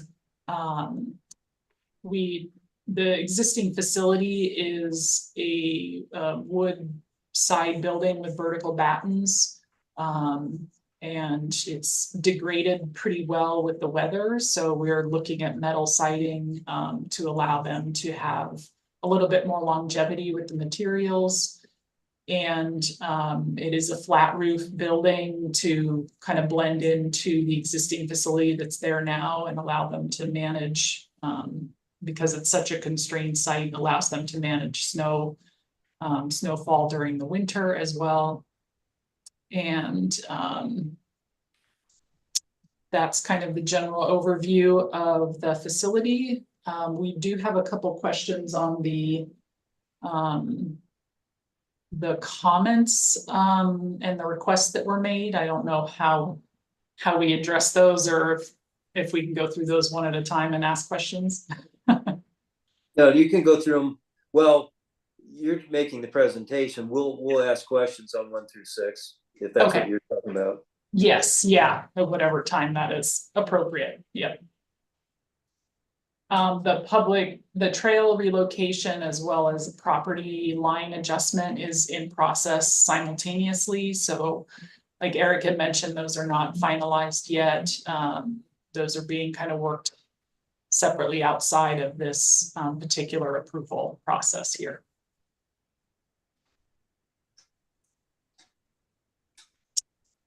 And we can pull up the 3D model if the town would like to see it, beyond the shots that we have here during your questions. I'd like Yeah, to go see. ahead. Go ahead. That'd be good to see. Okay, yeah, Michelle, if you can, I'll stop sharing, and then Michelle can pull up the model so that you can see that a little bit easier. She's allowed to share.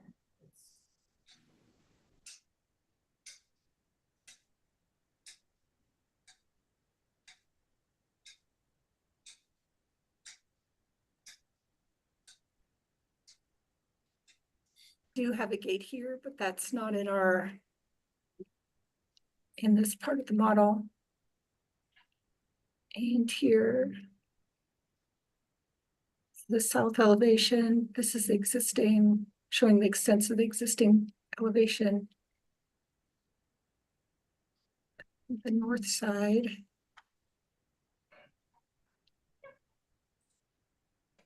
And then we do have a little bike storage building over here. With a gate leading out to the trail. And the trash enclosures, as Lori mentioned.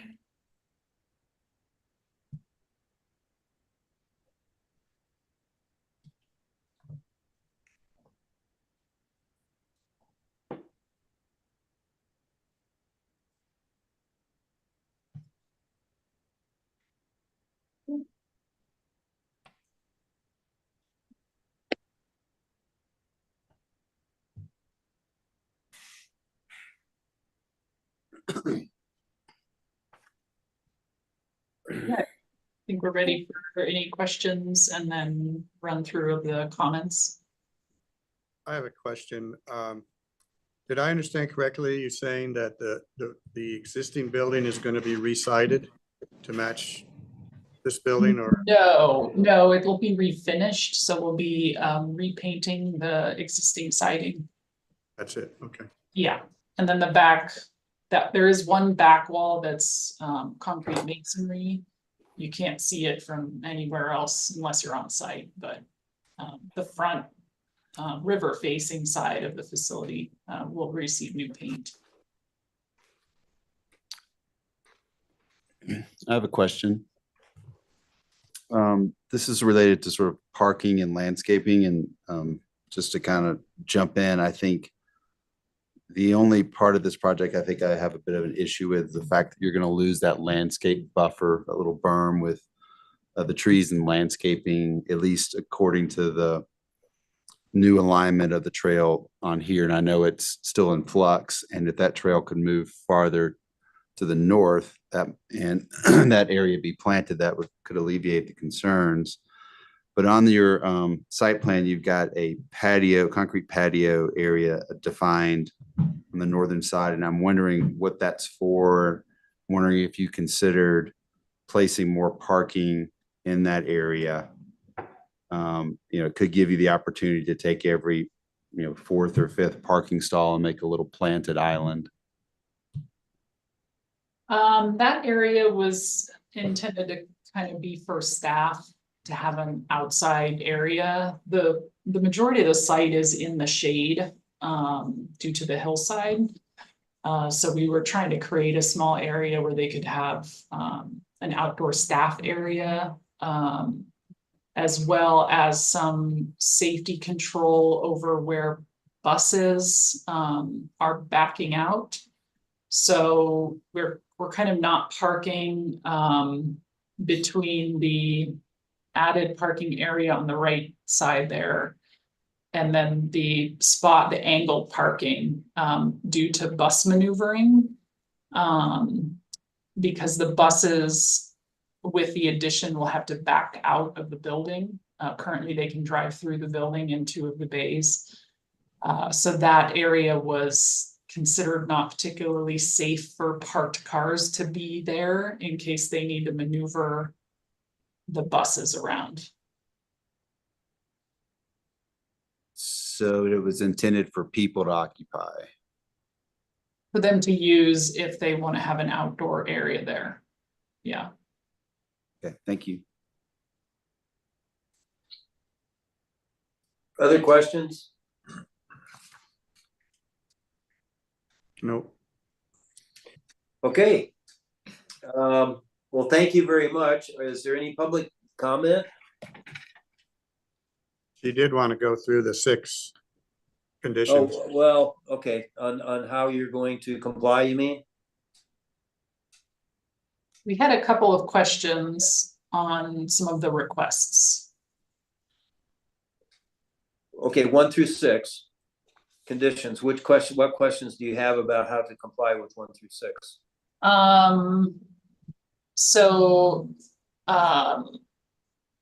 Conditions 1 and 2 are kind of our concern. Specifically, item number 2, the fence is being added due to security concerns on the site. Currently, because of the adjacency to the trail, people are passing over the barricade there or the fencing there, and they're walking through the site. It's not a safe site for pedestrians who are not associated with the town to be on. And so we are purposely providing a security fence to prevent pedestrians from walking through the site. So that's our kind of concern with the 3.5 foot height restriction. Because this is a public works facility, the buses, the heavy equipment moving around, we're intending to add a security gate, more than just the arm that swings up and down, because that does not prevent people from walking through the site now. And it's a very big safety concern, with the amount of equipment, that is moving on this site.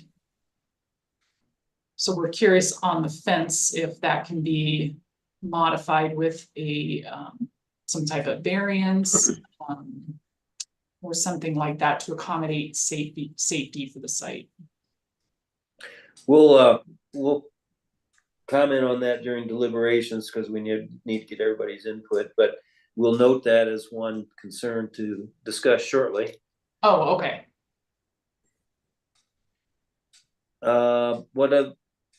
Any other in 1 through 6 concerns?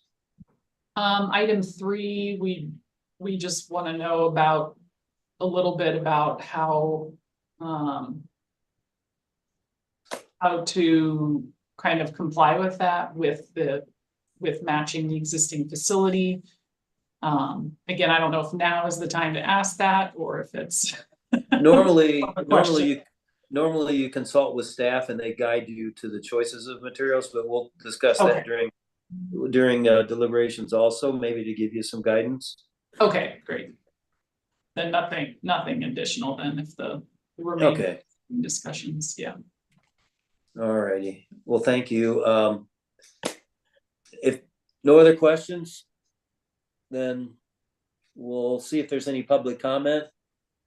And I don't see anybody electronically. There's no public. Well, 2 people left, I guess, if you want to raise your hand. Otherwise, I assume no one's in the room, Piper? Correct. Okay.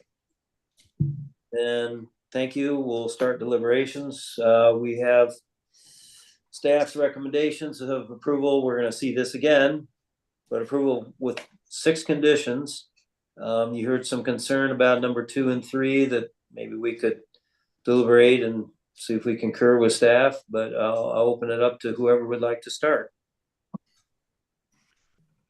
I'll start. I'm in a starting mood this evening, apparently. Reading through the accommodations guidelines and trying to apply them to this project is almost a comical exercise.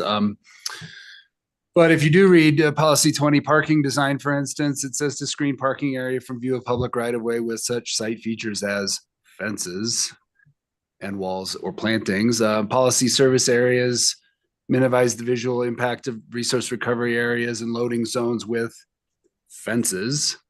I think we're going to have to give some on the requirement that fences be no higher than 3 feet and that be wood slat and whatever else.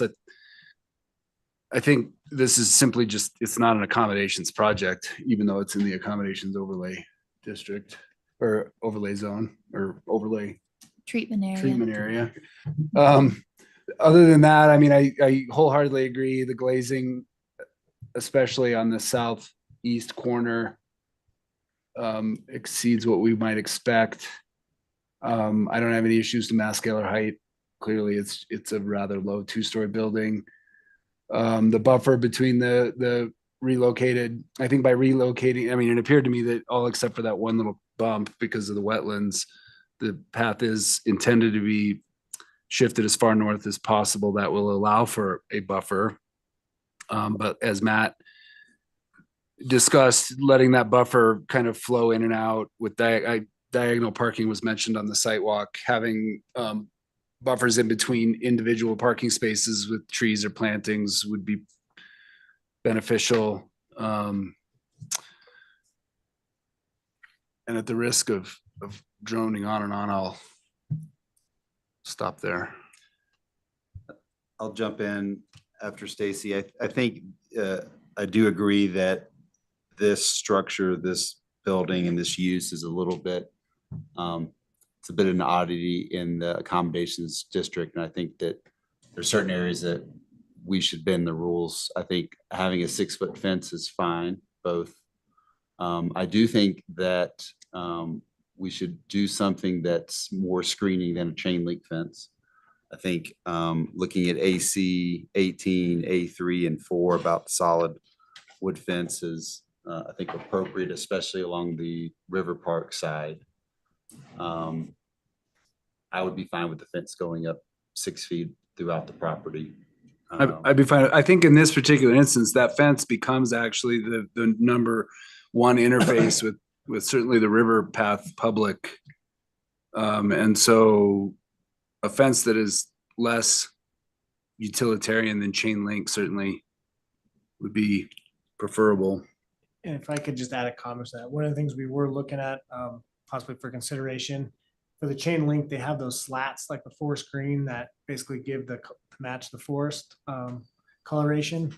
PVC where it's sustainable for the UV protection, minimal maintenance, but that's something that we definitely consider and not just a straight chain. Yeah, we're actually, thank you for the feedback. We're in deliberations and not allowed to go back and forth according to our process and rules. But that's a good thought. And I would suggest you get with staff, and that actually sounds like a good suggestion, and review it with them before you come back. Will do. Thank you. Yeah, I mean, certainly, there's a budget here to stick to, but if it could be even more treated a little better than even, I know exactly what you're talking about. That's still a chain. It's really an institutional type fence. And with its, again, proximity to a heavily used trail, I'd like to see something a little bit even better than that. Yeah, it's too industrial. I'd like to talk a little bit more about Erica's condition number 5 about the natural buffer. I think, again, like encouraging the applicant, I know it's not necessarily your site, but if there's a way to encourage that the trail move even further to the north, if that's feasible, to allow more buffer space for landscaping and trees to be planted, the little berm that's there, I think is helpful as well.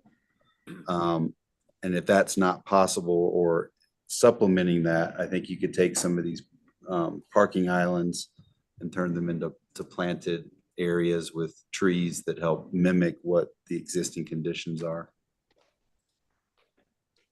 Yeah, Matt, and in addition, are you finished? Mm-hmm. Yeah. I mean, in addition to this, I mean, AC6 policy pedestrian scale, it kind of talks about this. And section B, provide amenities that would encourage pedestrian activity through the area. And then C, mini parks. And I think the little concrete island that you guys have perhaps for staff to enjoy the outdoors. This is an opportunity to have some landscaping, some shade, perhaps not even concrete, but gravel, some more permeable and pedestrian friendly surfaces.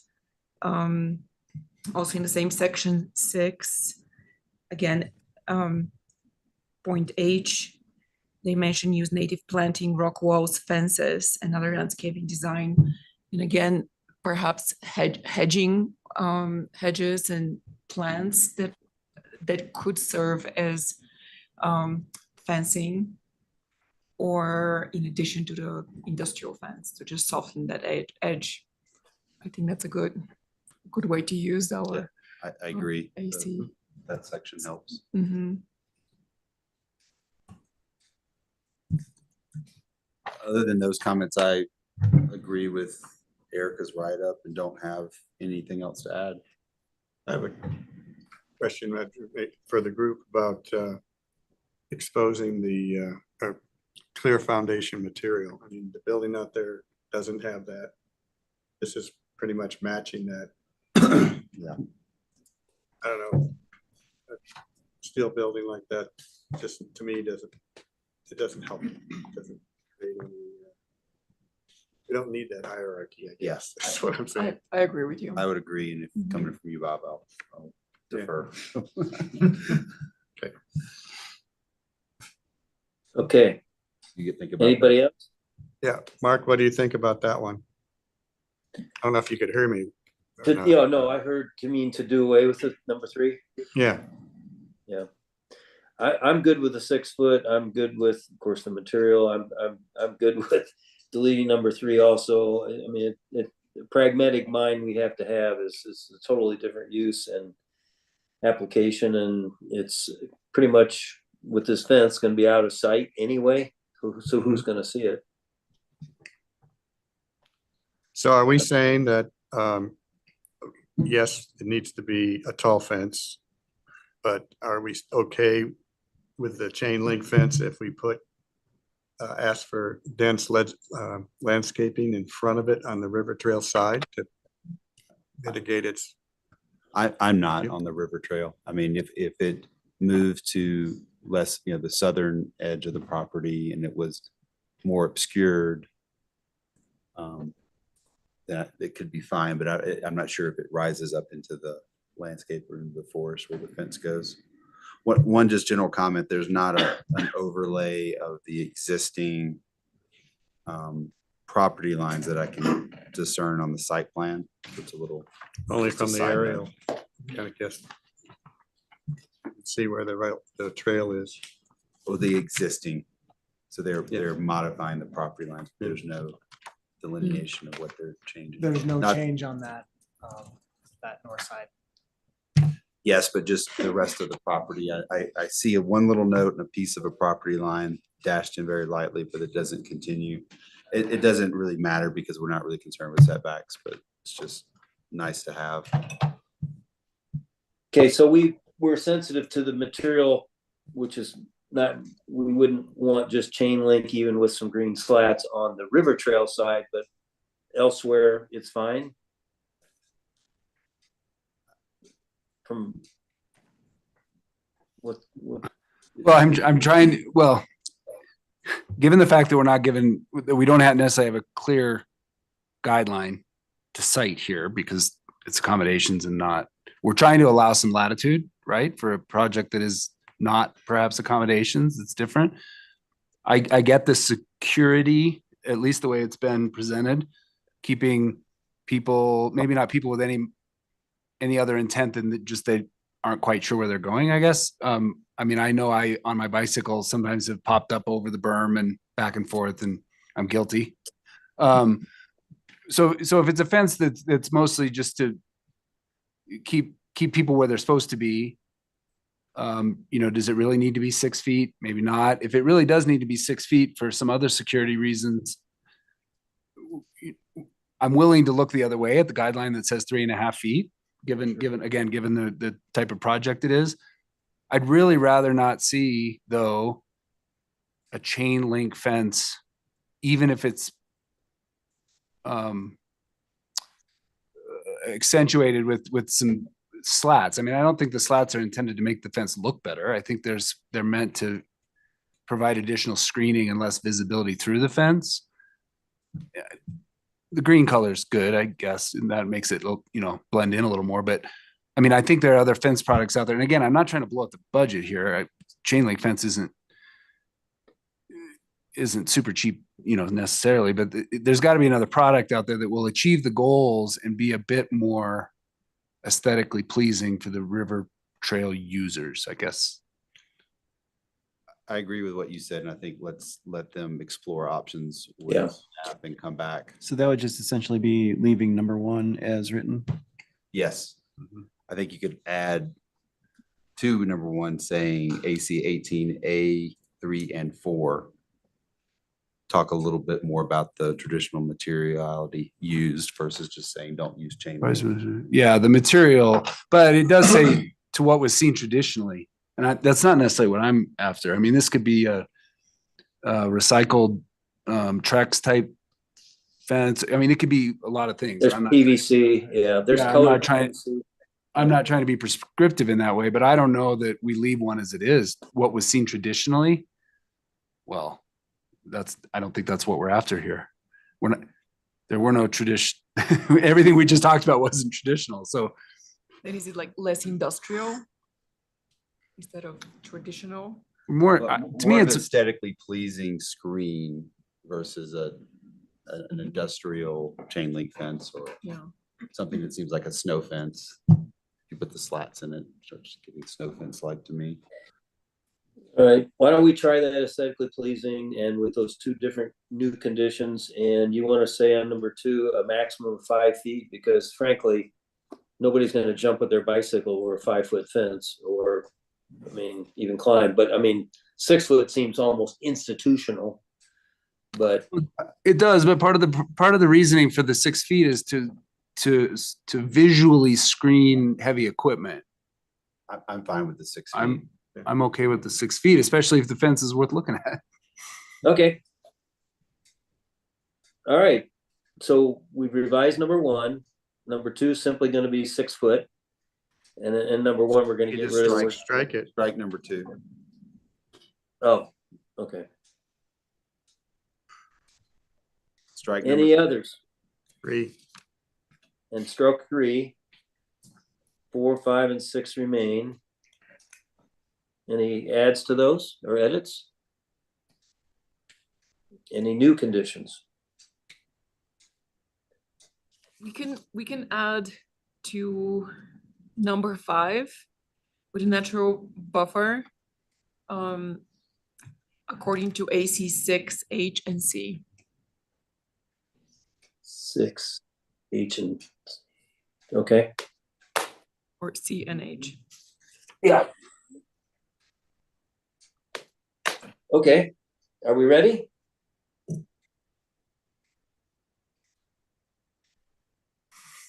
Yes? Yes. Okay. Who wants to make the motion? Lisa, what were your guidelines?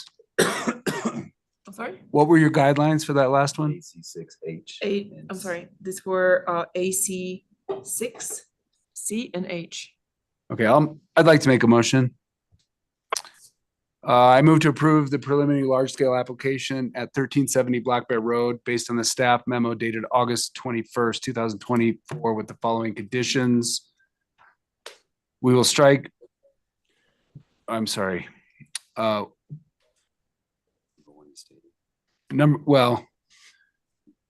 want to change 1 to say revise the material of the fence.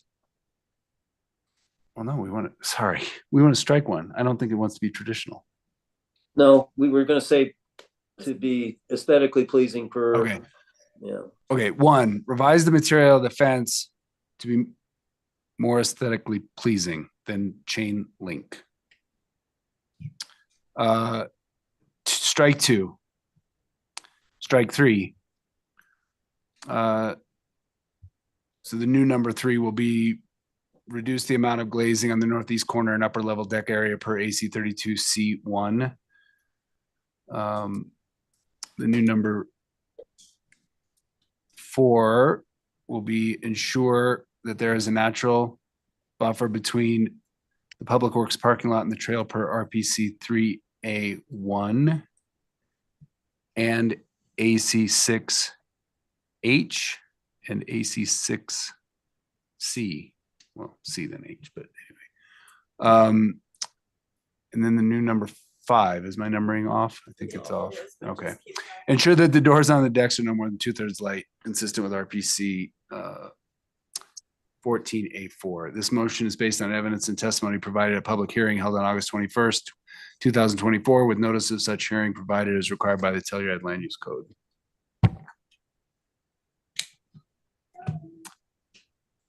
That's all I have in mind. Since it's a large scale preliminary, there's no 60-day requirement. We ready for a second? Yes, I think so. Kiernan? No, I'm not. Matt will second. All right, Kiernan?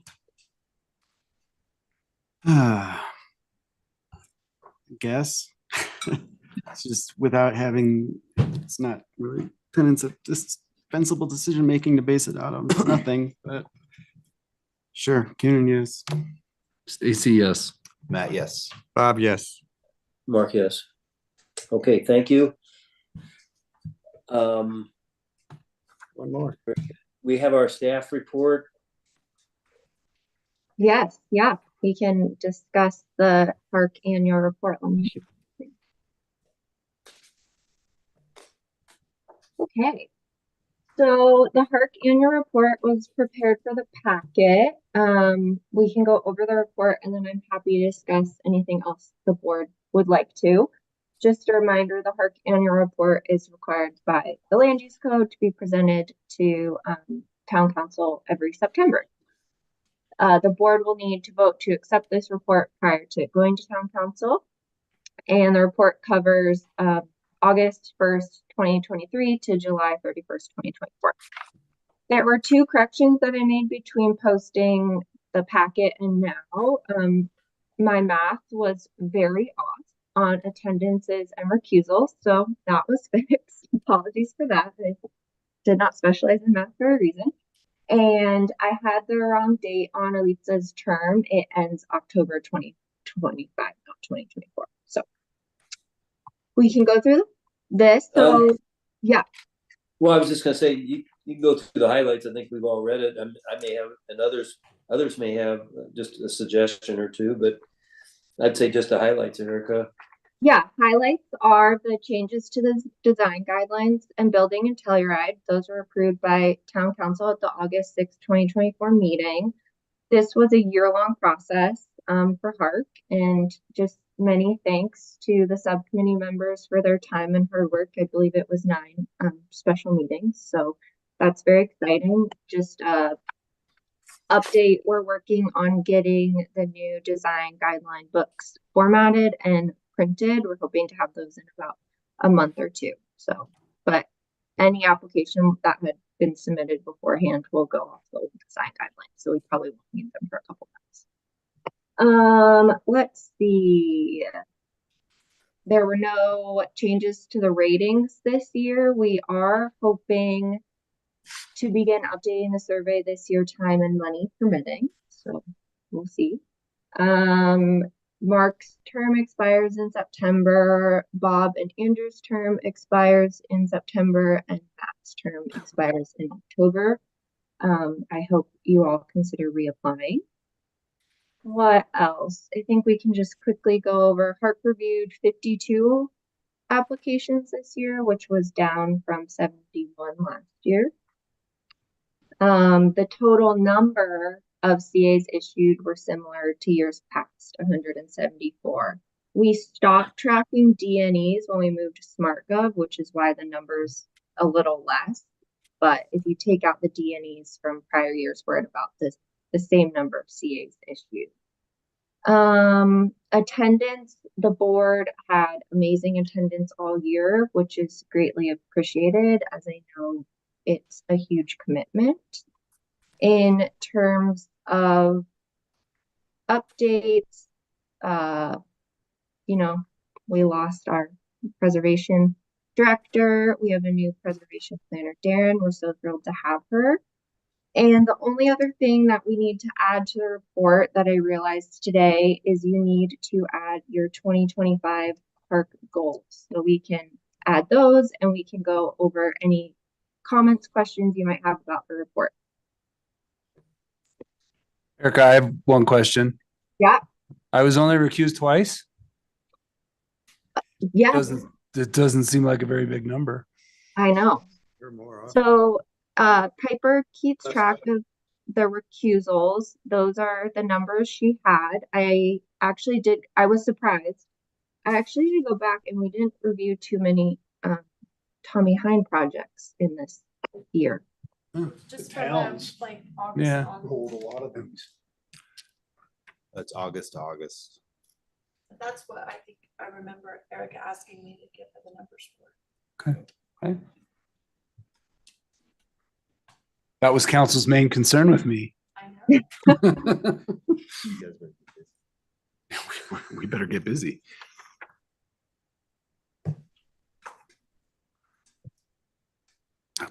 all I had. I don't have anything. Nope. So Erica, you want some 25 goals? Yeah, normally this report includes 2 or 3, park goals that, are then presented in this report to town council. I don't know if, normally one of the goals is a HARC retreat in February. We can put that. And I don't know if there's any other specific goals that you'd like to add.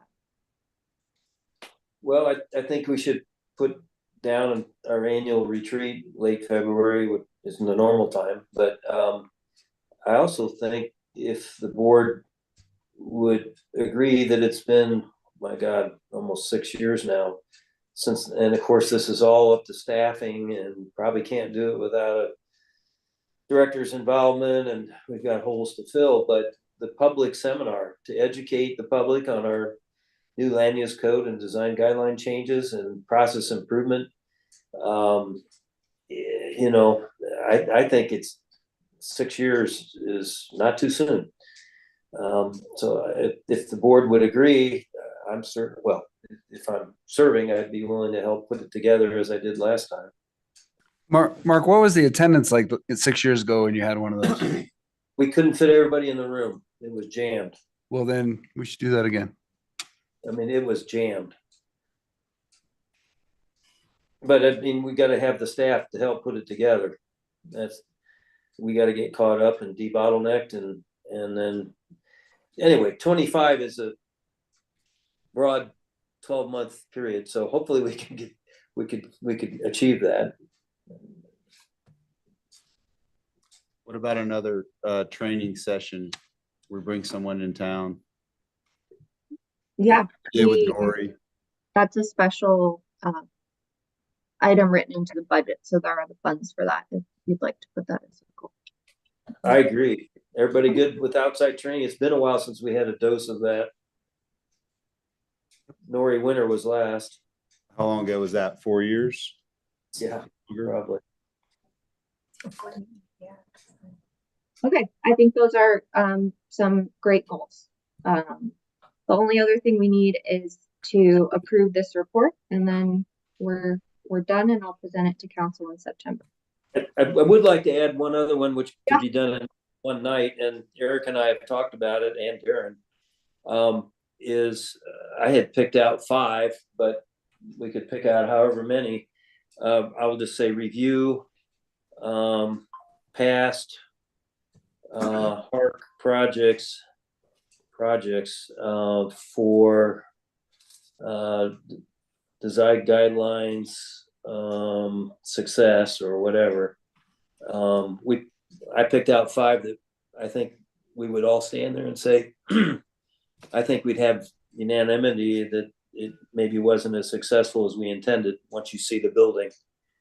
And I'd like to do that in October with a walk around, or when we get caught up, maybe before the snow flies. I mean, it could 40 minutes. Okay. But it may influence, I know it's influencing me, future rulings. Okay.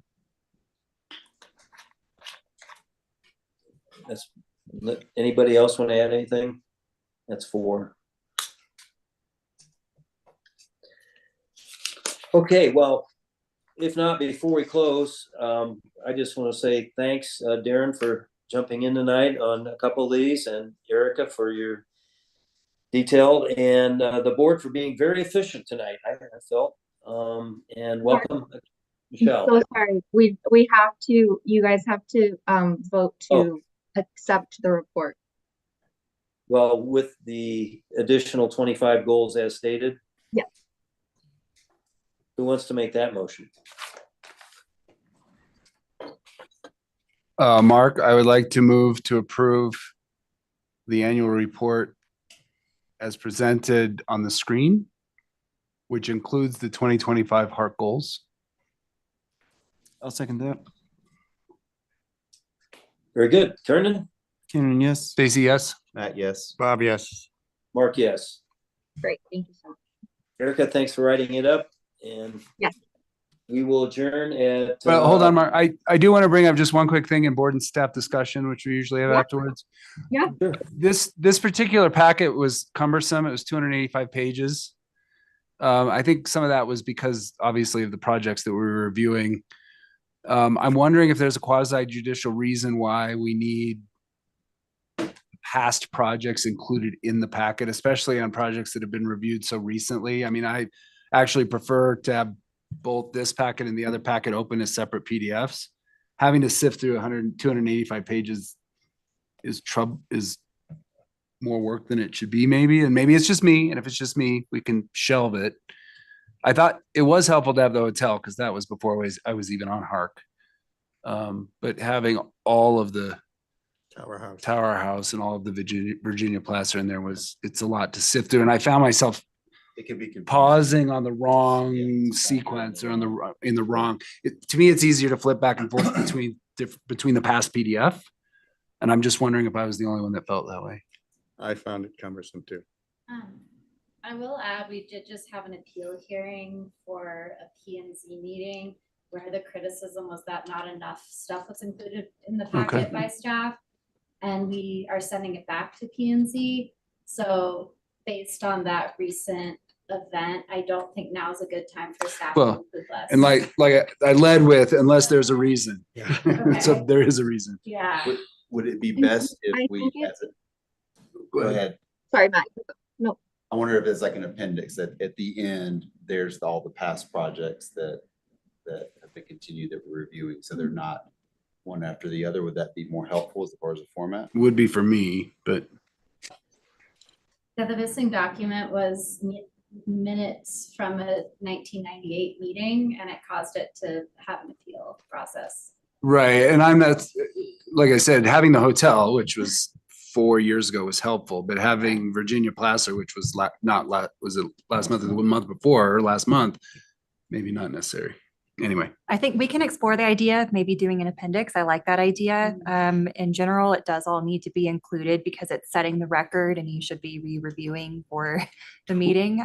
But if it's easier for you to flip between PDFs, we just need to make sure that because we're always keeping in mind an appeal.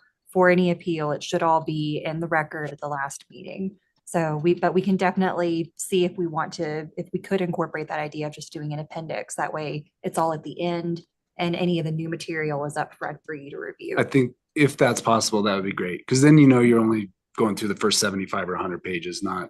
Yeah. And it won't. It might be possible. Go ahead. Sorry. Go ahead. It might be possible to make it like actually a separate attachment. So you click on and you have, when you're online, you have the new packet from this month, and then there'd be another attachment where you'd have the older iterations. So there's some, if that's a comment that you guys are finding that the packets are getting too large, that's definitely something we can explore, make sure we're still providing all the material with appeals and the public process in mind, but also making it a little less tedious for all of you. Sounds good. Thank you. Thank you. Okay. All right. Thank you, Stacy, for bringing it up. I think that'll simplify things. And if there's no other comment, we'll adjourn at 8:03 p.m. Mountain Time. Thanks, Mark. Thank you. Thank you, everyone. Good night, all. Thank you.